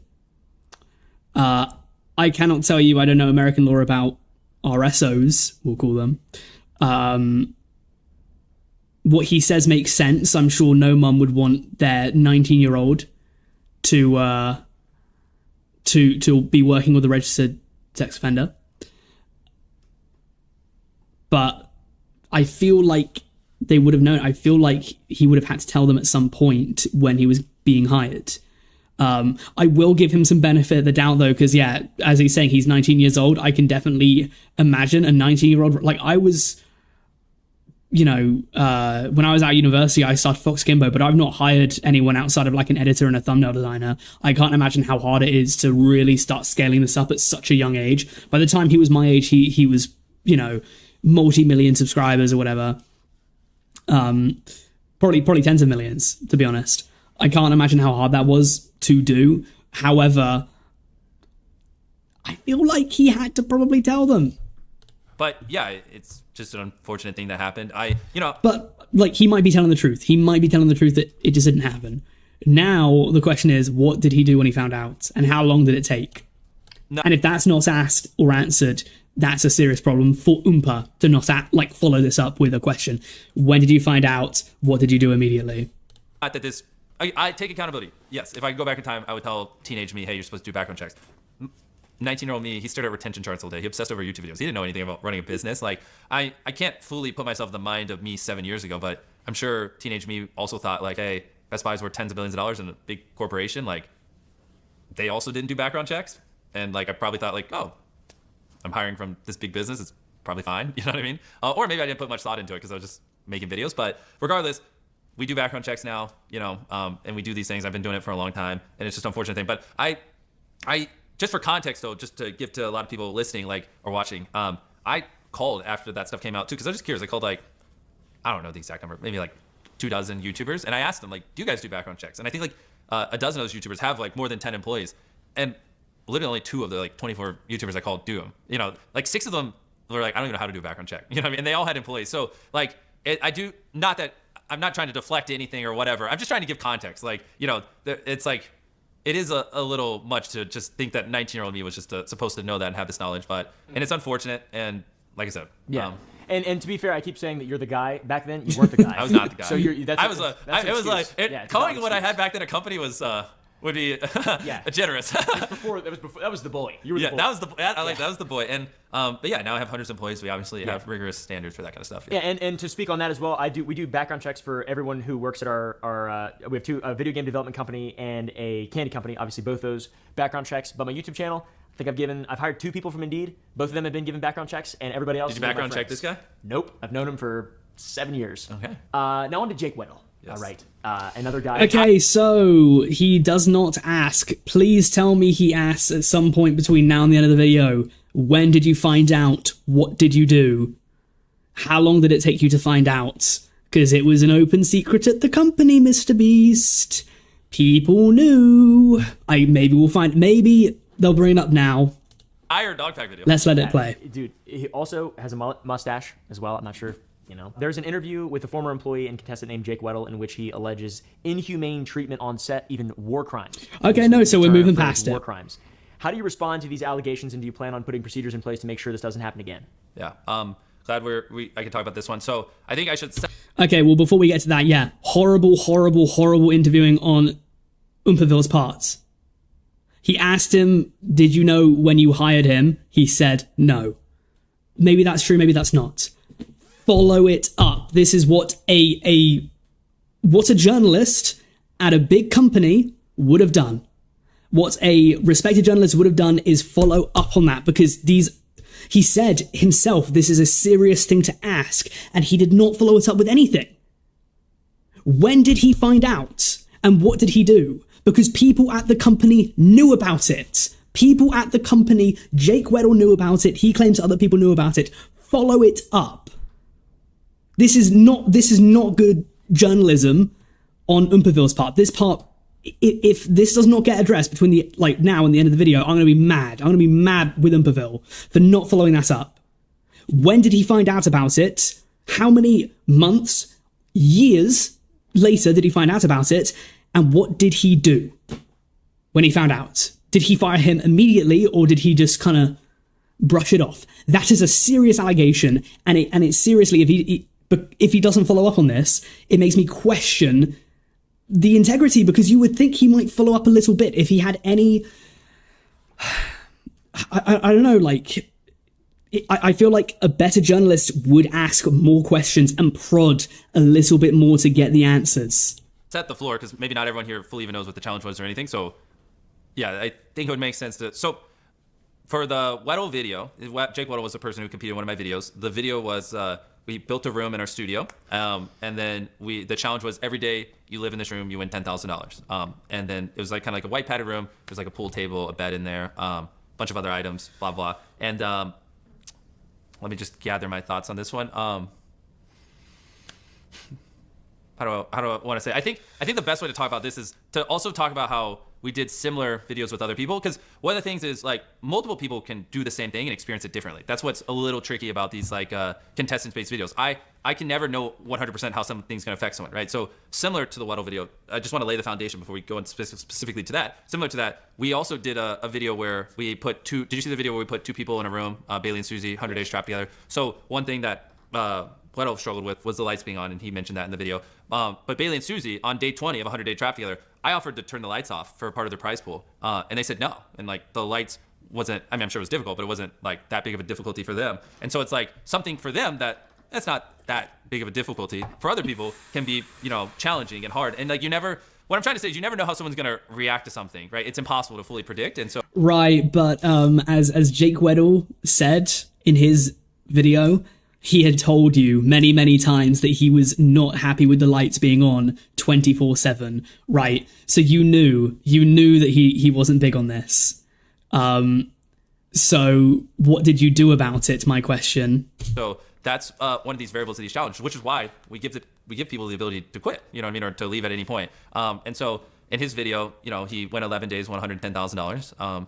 Right? I believe it was 11 days. Yes. And then he decided to quit on that day. And, he mentions this in his video, like around day 11 or 12. I don't know what the day is off the top of my head, but he was struggling. And so we did turn off the lights. We sent a psychiatrist in there to check in on him. And we were like, yeah, he's not doing too well. And we ended the challenge and we paid him. Didn't go long enough where we got a video, so we didn't end up uploading it. But I think the big thing is just that's why we allow people to leave these challenges. Like my goal when doing these obviously isn't to like, break people mentally or push them past their limits. It's just to like create an environment where they can challenge themselves and do something interesting or cool. And then when they've had it, like leave, you know what I mean? So I guess that's kind of how I would describe it. Mm-hmm. What are your thoughts on what I'm saying? I think that makes sense. It's important to note that it's also it's voluntary. It's a voluntary challenge. You can leave at any point. Paid exponential amounts of money. I was going to say, if you ask Internet Anarchist what he thought of this, he did not like Jake Weddle whatsoever. But Jake Weddle did subscribe to my channel. I don't know if he's still subbed, but he commented on one of my videos about it and he subbed. Yeah. And after all that stuff came out, and he sort of made the claims of how he was mistreated, etc. You reached out to him after the fact as well. Yeah, I mean, now that I didn't want to bring that kind of stuff up, but yeah, also off camera after he made that video, I reached out and was like, hey man, like, obviously we weren't trying to cause you any, mental stress with that video or anything, and is there any way I can help? And I ended up, he seemed like he really needed some financial help, so I ended up sending him $50,000 completely off camera or anything. I mean, he talked about it publicly so people know, but yeah, I just wanted to make sure he was good. Oh wow, you took money from MrBeast after all that stuff you said? Yeah, this money, is this $50,000? Well, first of all, you're gonna tax it, so let's say it's more like $30,000. Yeah, I mean that's good. That's good. Yeah, cool. Yeah, it's to me that one's interesting because it's just a sort of a voluntary challenge, and it's difficult to it's a very YouTube thing, right? It's a very YouTube thing, and the comparison of that to like war crimes. yeah. Like fairly tone deaf. He did to compare it. Like he did break the ridiculous to Geneva say. Convention. Well, I don't know. He did technically break the Geneva Convention. Yeah, there's a lot of pressure to stay. I understand that. I think that it's one of those things. Yeah. Like you can just leave. Then again, I don't know. Like there were other things that he alleged as well, though, like the firing of a guy for bringing up his wages. I don't know if they're going to talk about that, but Jake Weddle, he said that he accidentally got a guy fired. He got both of them fired for speaking about wages. Again, I don't know. Like there are so many. I think one of the big problems is there's so many allegations against MrBeast that it's almost tough to get to all of them. But some of the big ones, they have missed out.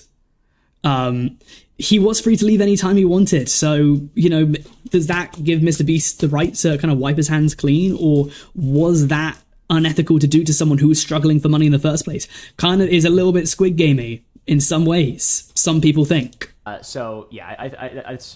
can move on from that, to be honest. There was litigation found against you surrounding Beast Games, your show on Amazon, in regard to unsafe workplace. Okay. We're going to go through, we got 30 minutes left.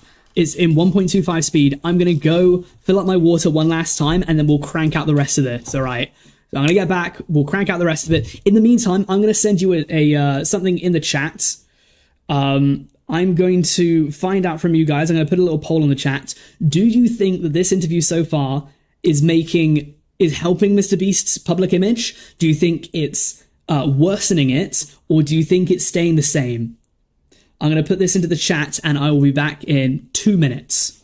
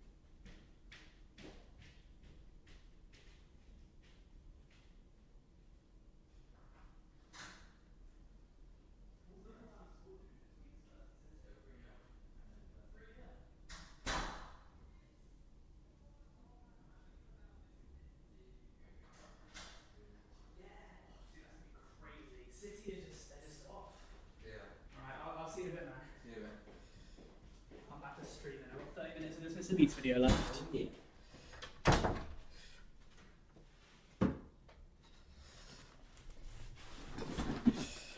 Oh, you guys, I'm missing Man City getting beaten for this. You guys are so special to me. I'm missing a football game where a team I hate is getting trampled.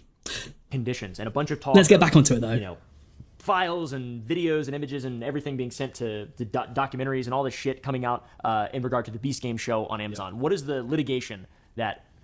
Yeah. Oh, well, against you know how litigation is. Obviously, I'm not allowed to talk about it, which is a little... There's a lot of things I want to say here, so this is good. Trying to think specifically on the lawsuit that. So for context, what people have 5 anonymous Beast Game employees, or not employees, 5 anonymous Beast Game contestants submitted a lawsuit, and they sent it to the press, but conveniently all the actual claims are redacted, blacked out, so you can't actually see it. And I'm not allowed to disclose what's behind those black lines, but Beast Games, we had 1,000 people. We were doing big stuff, and just like with my normal videos, I'm not trying to say everything went great. One thing that happened when we were filming one part of Beast Games is, you remember CrowdStrike? That was pretty brutal. We had the most contestants of any game show in history together. That was weirdly, God hates me, during the CrowdStrike accident. And so as we're eliminating hundreds of people and trying to get them home, airports all across America are down, hotel room keys aren't working, and that created a lot of confusion, and that caused a lot of problems in our systems, and that was pretty brutal. And they're I'm not trying to just disavow everything, you know what I mean? There was one woman who when we were filming, we had obviously tons of feminine care products and stuff like that, but there was one woman who was allergic to the feminine care products, and we didn't have allergen-free ones like tampons and pads, and she told someone, I don't know who she told, I haven't been able to find it, but I believe that she did, that she was allergic, and they didn't obviously do the logical thing, which is tell us or just drive to local Walmart and buy some and give it to her. And so she wasn't able to get, feminine care products in a reasonable amount of time, which is unacceptable. And so I learned a lot of little things like that, but I think in general, a lot of it's just been blown out of proportion. People have claimed we didn't use unions because I didn't want to pay people fair money, when that was just a flat out lie. We did use unions. Yeah. So about that kind of stuff, let me see. It's for that kind of stuff, I don't think you can expect MrBeast to be on the ground everywhere, during his shoots and stuff. That is for that specific thing, because I did hear about that. Obviously, that was in was it the New York Times or something? It was some sort of big Washington Post, some sort of city or state, paper or whatever, did make a big point about that. MrBeast obviously can't be there because it's one that I brought up in my video, talking about what happened. He can't be there to investigate all of this, but for instances like that, if you see an employee's doing that kind of stuff, fire them. If they're, because I believe the allegation was that they refused to give hygiene products to women and then started laughing about it. And that there are dozens of broken bones. Gosh darn it. And which is crazy to think that I'd be 10 people broke their bones, let's keep filming, you know what I mean? That doesn't even make sense. After that claim came out, we literally called 1,950 contestants of the 2,000. We couldn't get a hold of all 2,000. I couldn't find a single broken bone. Yeah, online it's being claimed there's dozens. I mean, there's so much or even disinformation like that being spread. Mm-hmm. So which makes it hard for me to just come out talk about things like the bad thing and other things where we did mess up on little things, and there are definitely things we could have done better. But then there's just it's mixed in with all these crazy outrageous claims, and it's just so. What about you not paying people? I mean, we did, but yeah, that's something people like to leave out. We gave everyone who showed up. You could literally show up, and then a second later leave and receive $2,000. Which with 2,000 contestants, that's $4 million. Yeah. And we told everyone they were going to get $0. This is something this is the damned if you do, damned if you don't. So we told everyone, no guaranteed money if you show up. I'm glad you asked this. No guaranteed money if you show up. You could walk away with $0. But then I wanted to surprise everyone. Gave them each $2,000, $4 million, which it's a lot of money. I could have gone and just bought a mansion instead of doing that. But what's even crazier is then people tried to, not the contestants, but the internet, their theories, tried to frame that as hush money. I gave them all $2,000 to make them happy because we weren't, we didn't tell them beforehand, to surprise them as they got eliminated. And then people were you just did that because of hush money. And I'm what does that even mean? I also didn't give them legal paperwork tied with it. That says it was just completely baseless. It just shows how crazy people go with the conspiracy theories and everything like that. But no, we did pay everyone $2,000. And on top of that, we gave away more money than any competition show in history. I mean, we had the largest cash prize in history on top of millions upon millions upon. Throughout the show, we literally give away 8 figures, tens of millions of dollars. So it's I do all this, and normal competition shows don't even pay anyone except for the grand prize. So it's like, it's just, once again, it's like funny because people actually compared it to reality. It's just not even in the same stratosphere. I mean, yeah, there's a lot of wild shit. How do you feel after all this stuff? This is the first time you've been able to really speak in a broad, sweeping way about all the allegations and everything negative that's happened over the last couple months. What do you think your biggest mistakes were over the last 4 months? You already know what I'm about to say. We've hit it a couple of times. I wish right after we dropped the results of that investigation, I could talk a couple weeks ago. I wish I just instantly did this. Sorry, I have a little bit of a cold.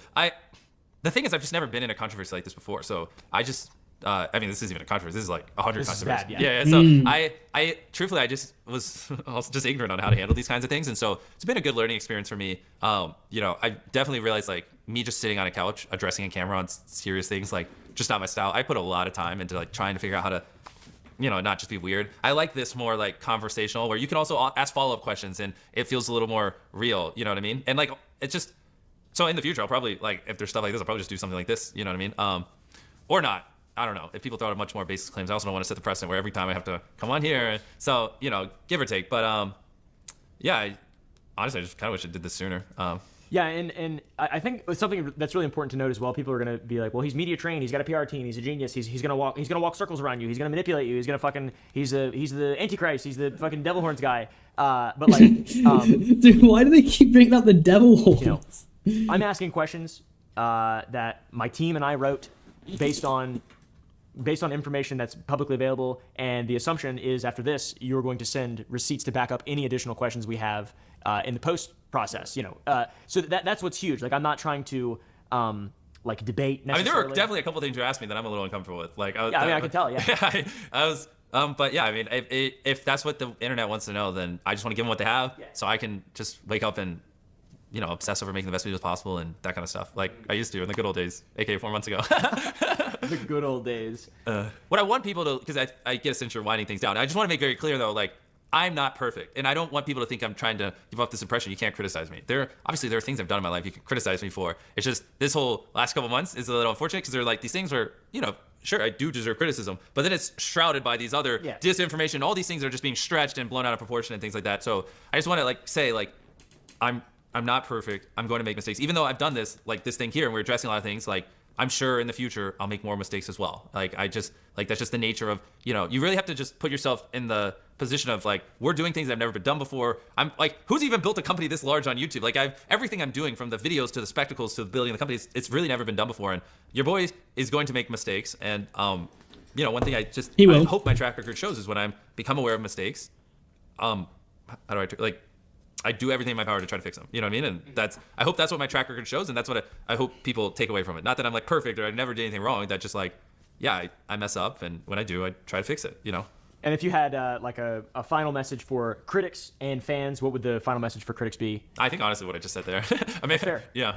Yeah, that's fair. And then your people who still, I guess there's not really they don't know about any of this stuff. So your fans, they don't really care. I'd love to see what they think of this. Yeah. I feel like we hit everything. I mean, you hit the Delaware thing because I saw that a lot. And did you hit the Delaware thing? You hit it once. Didn't follow up. Yeah, I feel pretty good about it. There's nothing where I'm like, oh, we didn't hit this. Like, I think this should give people the answers they're looking for, and I feel better doing it. Even the soggy stuff today. I mean, that's about as fresh as it gets in terms of. Yeah, I mean, just throw it up. Just upload this thing raw. Just throw it up there. Get this turned around before something else drops. It's like, oh, why didn't they talk about that? Good point. Yeah. Cool. Thank you. That sounds good. I'm gonna show them episode 1 of Beast Games. Okay. December 19th. I'm kidding. Is that an inappropriate way to end it? I feel like that's pretty MrBeast. So I want to see like Dogpack and Rosanna's response to this. That last part was completely wrong. We did miss a few questions, and I called Jimmy the next morning to get clarification on a few more things, specifically Ava Shadman and some more of the crypto allegations. Oh yeah, big. Actually, I can't. There's been so many Ava Chris Tyson things, or so many allegations. I completely forgot about the Ava Chris Tyson and Shadman stuff. What's going on there? Here's that footage. We'll talk a little bit about Ava Tyson and specifically the Shadman stuff. I know we talked about the third-party investigation, which found no wrongdoing in like a legal sense from that perspective. A thing that a lot of people care about is Shadman's a fucking freak and is a disgusting person. Did you know about the painting in? Did you know about that? Have you ever interacted with Shadman before? Like, what is your relation to that, and specifically that relationship between Shadman and Ava Tyson and you? Yeah, no, that's actually a good follow-up question. So this is it was like I don't remember what 7, 8 years ago. Back then, I used to have like a bunch of anime posters up on the wall. I'm just like set a foundation for context. We used to have a bunch of anime posters and things like that on our wall in the house. And one day, Ava put up this poster that was like an animated character holding a fidget spinner and a gun. Admittedly, it's a weird image. I didn't know who made it. You know, I just kind of assumed it was a meme. I obviously did not know who Shadman was. I've never spoken with Shadman. I did not buy the poster or commission it or anything. And yeah, I mean, to be honest, I didn't really think too much of it because we just had like a lot of anime posters and things up, and it was an animated character that was clothed, obviously. And yeah, knowing what I know about Shadman now, it was a very weird thing to buy. I'm not really sure why she bought it, to be frank. And yeah, I mean, I wish I could give more details. I mean, this was so long ago. Obviously, I don't know the like exact thoughts going through my head, but I just remember. Yeah, I mean, it is definitely possible that MrBeast didn't know about that, but like, oh fuck me. This is a clapped situation. Like, I agree, it is a little bit of a weird poster, but yeah, no, it is very weird. You know, I had like Naruto posters up, or I had like Code Geass posters, like random animes I used to watch, and like, you know, I never like reversed image search and Googled, oh, who made this Code Geass anime poster that's sitting on the wall or whatever. I don't. My question to this though is that would the investigation, I feel like they probably would have found more. I feel like based on the Ava Chris Tyson stuff that he liked Shadman. Maybe not, but I don't know. You know, I don't. Your first instinct when you just see a poster is not to just go, "Who made that?" and deep dive them. So yeah, are they true. Yeah, exactly. So, but yeah, I agree. It's her buying it is very weird, and I obviously, if I had known what I know now, I would have been like, "What the actual fuck." Yeah, that's fair. Because I also, after all this stuff, I didn't know who Shadman was. I've heard of him a little bit on Twitter and shit, but I didn't know. Total ignorance there. So okay, and that's just one that's important. You know, people, because that's fucked up. That guy is disgusting. And you know, people do care. It's like you've got pedo art, and you were saying you didn't know. That's it's disgusting. True. Fucking Shadman is a freak. So okay, you said that I was manipulated by Dogpack. But before that, you said that you DM'd some commentary guys or some YouTubers like evidence of like the Delaware stuff, basically context. Who? And I just wanted to know. So you did reach out to me. We talked a little bit in the very beginning.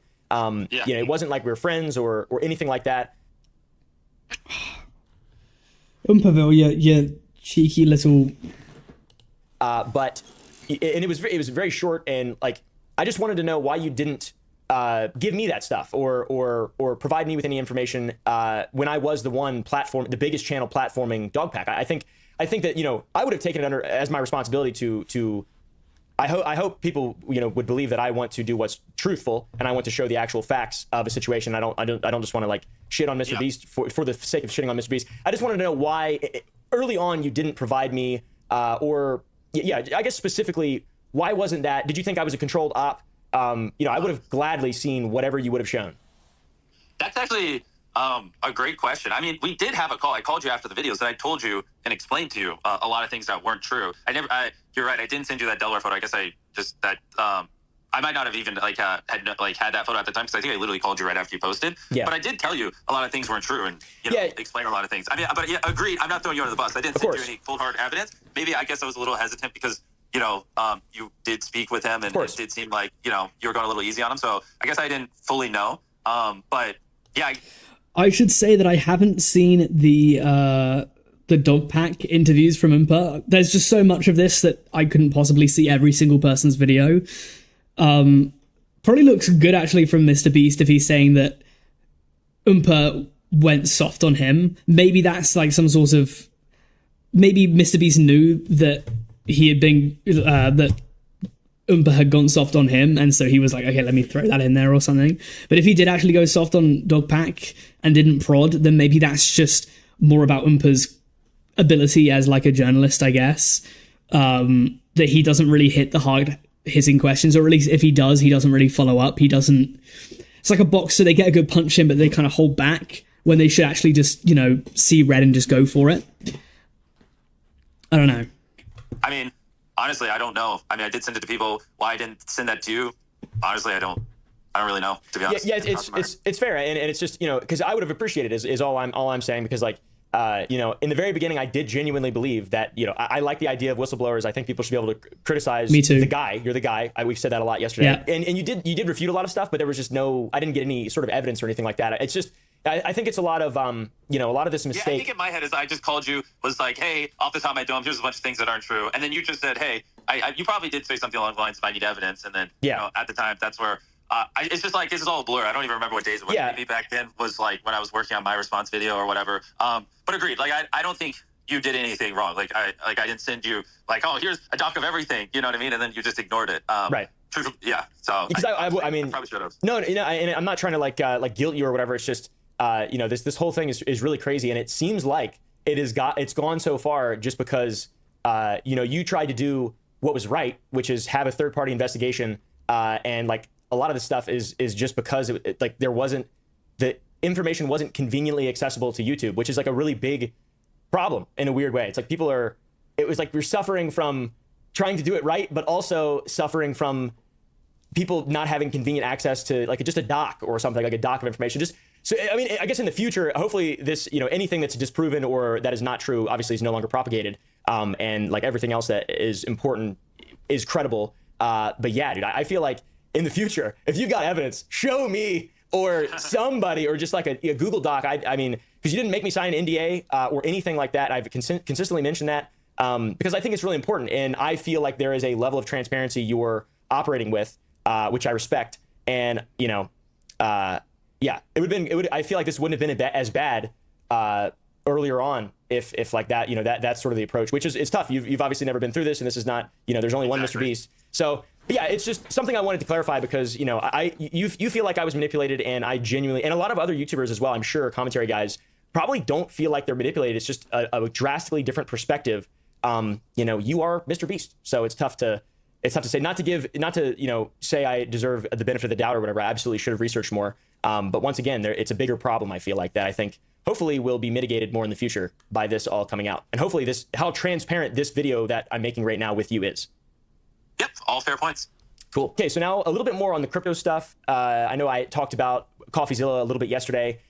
He's awesome. I think he does really good work on YouTube, and he holds people accountable. And you know, it's just impressive. He does actual real investigatory work. Like, he's not the guy who makes videos out of convenience like most of other, like me and a bunch of other commentary YouTubers. So, you know, I feel like it's my responsibility to ask some more questions about the crypto stuff, because we sort of glossed over it a little bit yesterday. And it's one of those things where it's note heavy, receipt heavy. So, you know, if you don't know something, you just let me know. And if you have to go find information or whatever to back up what you're saying, you know, I don't expect you're like a politician and have all your fucking, you know, we're not debating philosophy or politics. Like, I don't expect you to have everything at your left hand. I understand you're busy. So, you know, if there's information you can provide so we can put it in post, just let me know. Okay. Okay. So first one is Wu-Tang. You have said that you do not control the Wu-Tang wallet. You said that last night. You said that a friend did it. You said you didn't know what Wu-Tang was. A fund did it. Yes, not a friend. Right. Okay. A fund. Okay. On a podcast with Logan Paul about CryptoPunks, you. Yeah, he still never asked him about the association with Logan Paul and whatnot. Like, I don't know. I guess you're allowed to be friends with whoever you want to be, but like, it doesn't look good for his brand image. Is what I'll say. Talk about a call you had with Mr. Gary, where you claim to have bought and or sold CryptoPunks, but then later decided to roll the money into VFriends. And this is all like video, obviously. And this trading activity all happened within the Wu-Tang wallet, which we talked about last night. Yes. So if it was your decision, you know, if semantically, if what you're talking about on the podcast, if it was your decision, your trading decision to buy and sell the punks or VFriends, even though you didn't press the buttons, was it actually your decision? Did you press the button? Did you not press the button? Was it your decision? And if it was your decision, and even if you didn't press the button, it still, to me, would mean that you had control of those trading decisions. Yeah, these are good questions. Actually, I'm glad we're doing this follow-up thing so we can also just put all this stuff out there. So, yeah, I did say that in the podcast, and I obviously did not press the buttons. Like I've been saying, I didn't pick what punks to buy or anything. Gary Vee, like I said on that podcast, called me and a bunch of other people, said CryptoPunks were the next big thing. I thought it was pretty crazy, but you know, the first thing I did right after that is just called the guy in charge of the fund who invested my money and it's other people's money as well, and just said, hey, Gary Vee seemed very passionate about these punks. You should look into it. If it makes sense, buy it. And so, you know, he did the research, picked what punks to buy, bought them. I don't even truthfully know how to buy punks. I've never bought one, like me personally. Okay. Like I've said, I don't have access to that wallet. So, I mean, and other transparency, like that's kind of high level how it went. But if he was like, oh, this is a shit investment, then he wouldn't have bought him. So he was the one who was doing the buying and selling and made. Yeah, I remember seeing this from MrBeast. I think his story was that he, Logan Paul, and a bunch of like multi-millionaire and billionaires were all added into a call by Gary Vee, who wanted them to all invest in like his particular thing. It seemed very shady. I don't know enough about cryptocurrencies to really talk about this at length, but if you ever watch his, I think it's Impulsive or something, whatever, MrBeast and Logan Paul are both on this podcast.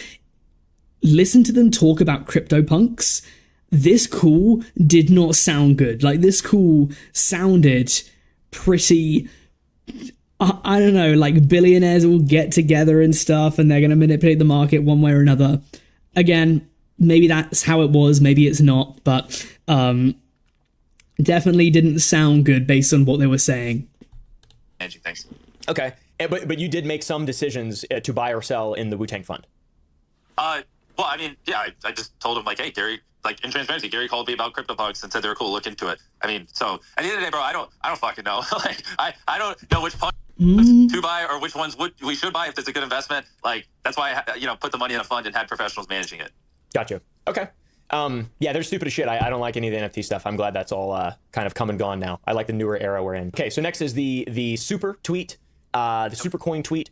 For context, on May 12, 2021, you, MrBeast, tweeted in response to it was an Elio Trades tweet. There's a gym sitting there on the market at an eye-watering price set to explode during DeFi Summer 2.0. And then you responded by saying super ? With a crazy emoji. Yep. So why did you not disclose that you had a vested interest in the coin that you were tweeting about? Good question. Super ? Yeah, we'll start there. This is what I want to know. Well, I replied to a tweet, so I didn't tweet it out. And I think a lot of people, Semantics, that's semantics. Come on. that are just getting second hands of the story, think I literally tweeted out, go buy super, go buy super. Yeah, the fund did hold some super, and I just saw that was the owner of super, the guy who made the coin, and I just went scrolling through Twitter, just replied super to his tweet. I did not tell people to buy super or anything. I just replied super, and I know the next thing where people are going to go, but this was a planned, coordinated thing. It wasn't. It's not like I'm on the phone with the people managing the crypto fund going, hey, I'm about to reply super to this tweet. Like, I just was scrolling Twitter, and I replied super, and, like, I highly doubt anyone bought it because they saw me reply super to a tweet. I mean, just to be honest.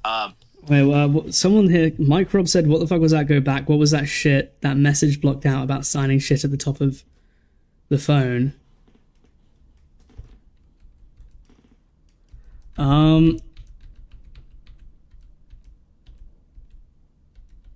No idea.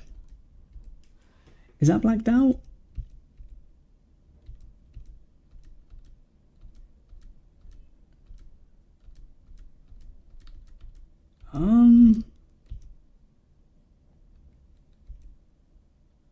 Yeah, it does seem like there might have been some sort of blur put in there.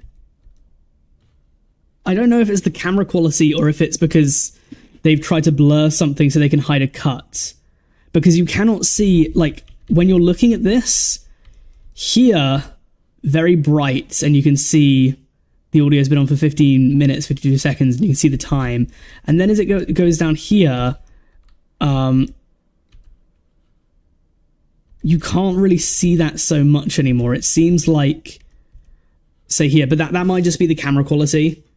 They might have put some sort of, like, Gaussian blur tracked. I cannot tell.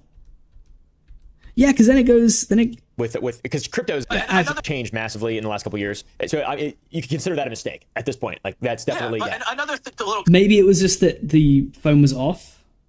Or so, like, it needed to be touched again. Context point I think a lot of people are missing. A lot of people who do this kind of stuff do it on low volume coins. Microb Media, if you can find something that's, like, conspiratorial, send it my way on Twitter or something. That, like, sell $100,000 a day. So it actually dramatically pumps it and blah, blah. Super is like the 100th biggest crypto coin out there. Super is like a legit coin. It's a legit project that's massive. Like, that tweet didn't move the needle for sure. If there's any sort of message about, like, signing some sort of contract, I'm sure it will be found.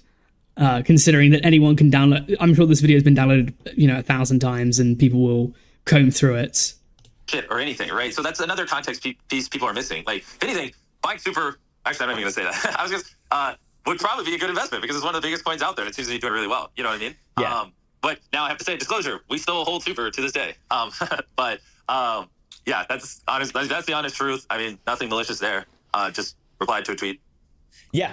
I think I mean, we have a lot of evidence of people genuinely scamming, and it doesn't seem. Yeah. Like, I understand he says I replied to a tweet, but when you have as many followers as he does, you know, replying to a tweet's gonna be seen by millions of people. Mr. Beast, everyone's gonna see that. Everyone's gonna invest in it.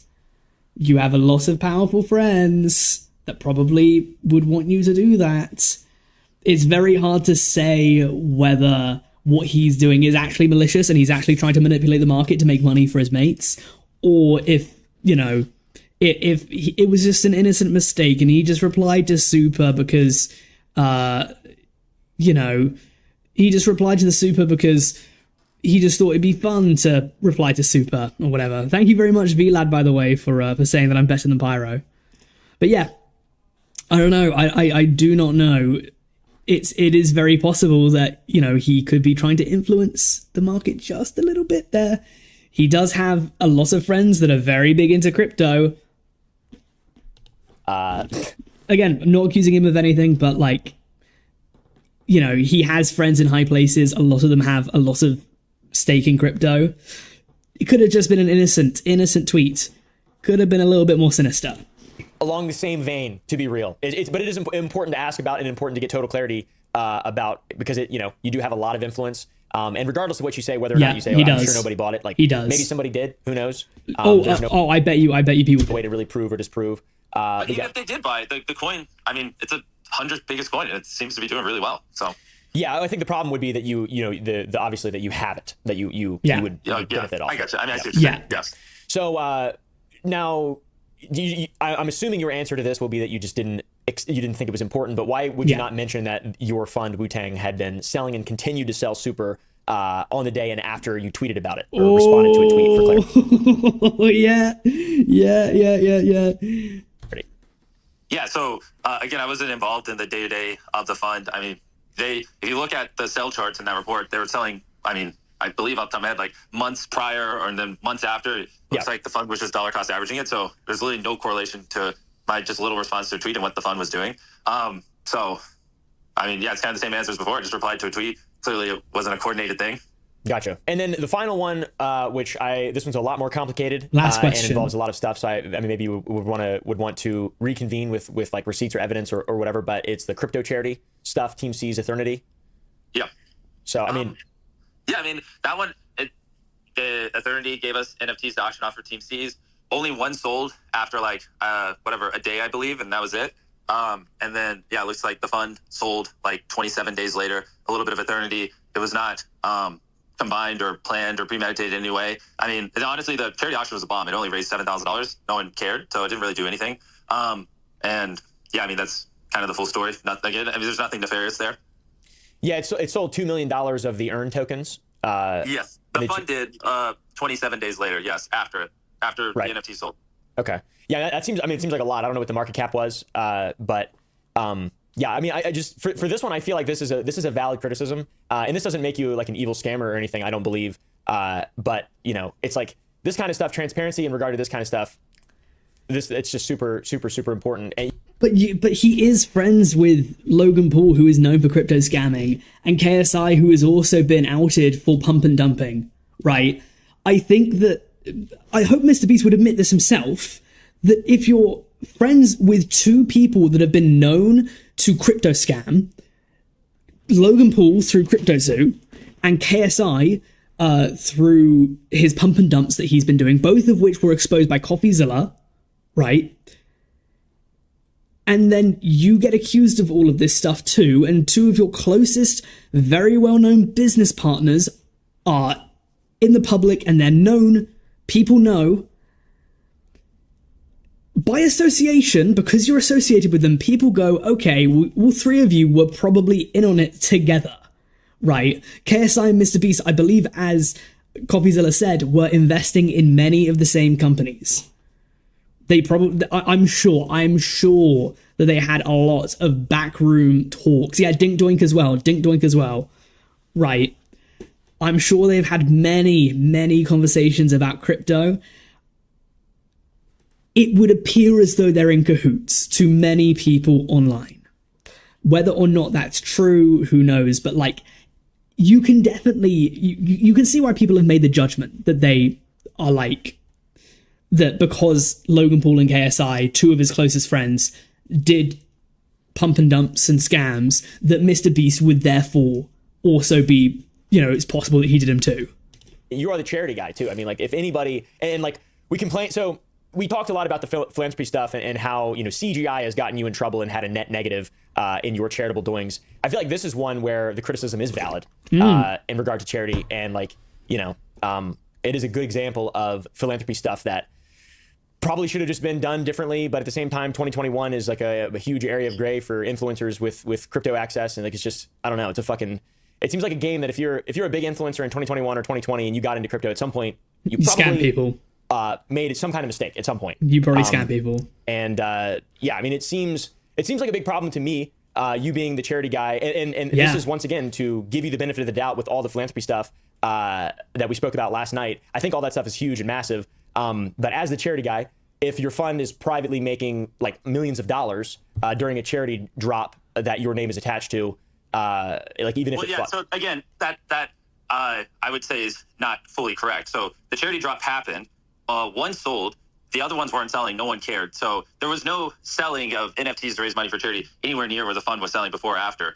People could technically still have bought those NFTs, but no one did because it just basically no one cared. So Gosh darn it. One last ad. This will be the last ad. I just don't feel like that's a fair criticism. Like, they gave Team C some NFTs to raise money. One sold, no one cared, and then it just basically died. And then just under a month later, yeah, it looks like the fund sold some tokens, completely unrelated to all of this. So it's not like this. Where's a charity drop that was selling hundreds of NFTs a day, and in the middle of all of it, they sold some earn tokens. It's like one NFT sold, raised money. The charity, sell just basically died. It's not going up. No one's buying it. No one ever buying it anymore. And almost a month later, it sold. So, I mean, if anything, it looks like the people in the fund were being cognizant of it and paused selling and waited till long after it ended to do it. You know what I mean? So I actually disagree. I don't think anything nefarious was done there, to be honest. Okay. Just to be clear, though, you keep saying a couple coins or like you're downplaying it. It's $2 million of earned tokens. That's quite a bit. That's like a lot Yes, of money. of course. And obviously not all. Maybe, okay, here's the thing, right? Maybe Umperville is very conscious of being in the same room as someone, right? Maybe Umperville, because he's turning the screw a little bit, but it might be a bit too little too late because this is the last like 20 minutes of the interview. I'm glad he called him out on this because I would have, if he didn't, then I would have just gone, oh yeah, a little bit, $2 million worth. Maybe he doesn't like the fact that, or maybe he needs to almost have it where he can't see him or something. Maybe Umperville's just kind of like that. He doesn't really want to push if he can see MrBeast or whatever. Like, it's a lot less personal when it's over the phone. But this is pushing this. I wish this was there an hour or two earlier for certain questions.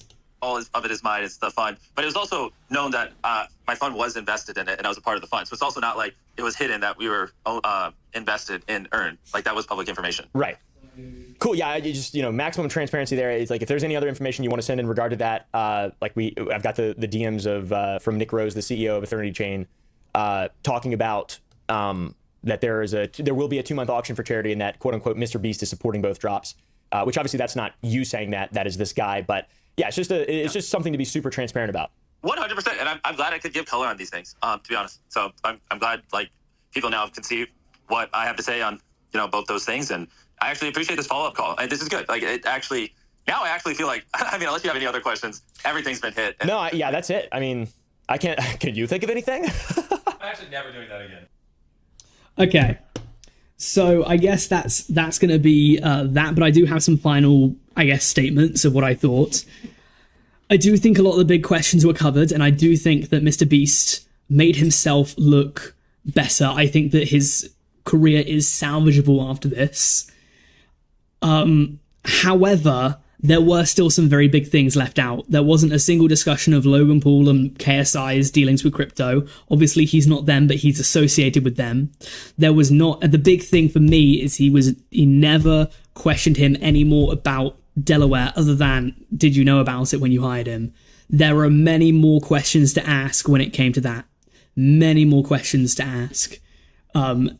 Big ones. When did you find out and what did you do? How many years was it? If your story is you didn't know, how long did it take you to figure it out and what did you do? Because people at the company knew before he did. How long was he there? Because it's all convenient to say that, like, oh, you know, we didn't know, but at some point he did, right?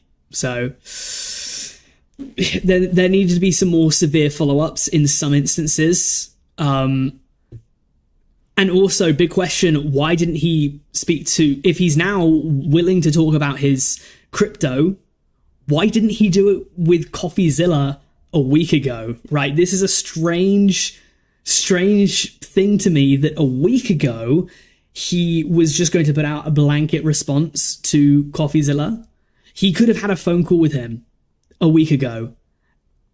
My theory is that he knows that CoffeeZilla would have turned the screws a lot more. My theory is that he knows, I respect a lot of what he was doing here, Umperville. I respect he asked a lot of questions that I was wondering too. That's good. But he never turned the screw enough for me. He never prodded and questioned and followed up with something a little bit more. It looks to me like he only had like a list of questions and he never had any follow-up questions. Which I wish he would have prodded a little bit more.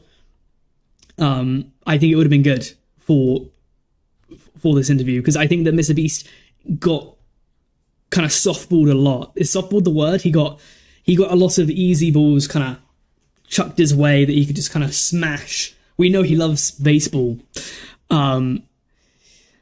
So, I mean, what do you guys think? What do you guys think? Because to me, I think it suffices. It answers quite a few questions. Dogpack's reputation is now in the gutter. But at the same time, there are still some very, very questionable things that MrBeast has done and still has not addressed. So I guess with that's going to be it for me, guys. If you have a minute, watch my video on Ava Chris Tyson, because it's on like 99,000 views, like 99,500 views. Just put it on, watch it for like 30 seconds and like click off or something. Maybe I'll like link it in the chat. Just put it on, and then hopefully like it can get up to 100,000. Just because I'm a kind of OCD about that kind of stuff. So let me get the share. Let me get the copy link, and let me put it in the chat. Aside from that, guys, so I have a video coming out very, very soon. It's a video about YouTubers that exploited death. That's going to be my next video out. It's going to be very, very soon, probably next week. I cannot tell you exactly when this is going to be. I'm trying to get it out for like Monday or Tuesday, but I know Americans, you guys have got Thanksgiving coming up very soon. And I don't really want to compete with Thanksgiving, because everyone's going to be doing their own thing for Thanksgiving. So if it's not out before Thanksgiving, assume that it will be out the day after Thanksgiving. Because I don't want to upload like a day before or on Thanksgiving, because it just won't get any views. Thank you guys very much for coming along. I really appreciate it. Jaden Salads, thank you for coming. Internet Anarchist was here for one message. Don't know how long he stayed, but it's kind of cool that he came along. And the rest of you guys, some of you guys have been here for almost 4 hours now. This is the longest stream I've ever done by a long way. And I've got another one coming out very, very soon. I'm going to do the biggest creator downfalls of 2024. I'm going to do a live stream that. And yeah, we'll see what happens. We'll see what happens with that one. So yeah, I guess I'll see you guys soon enough.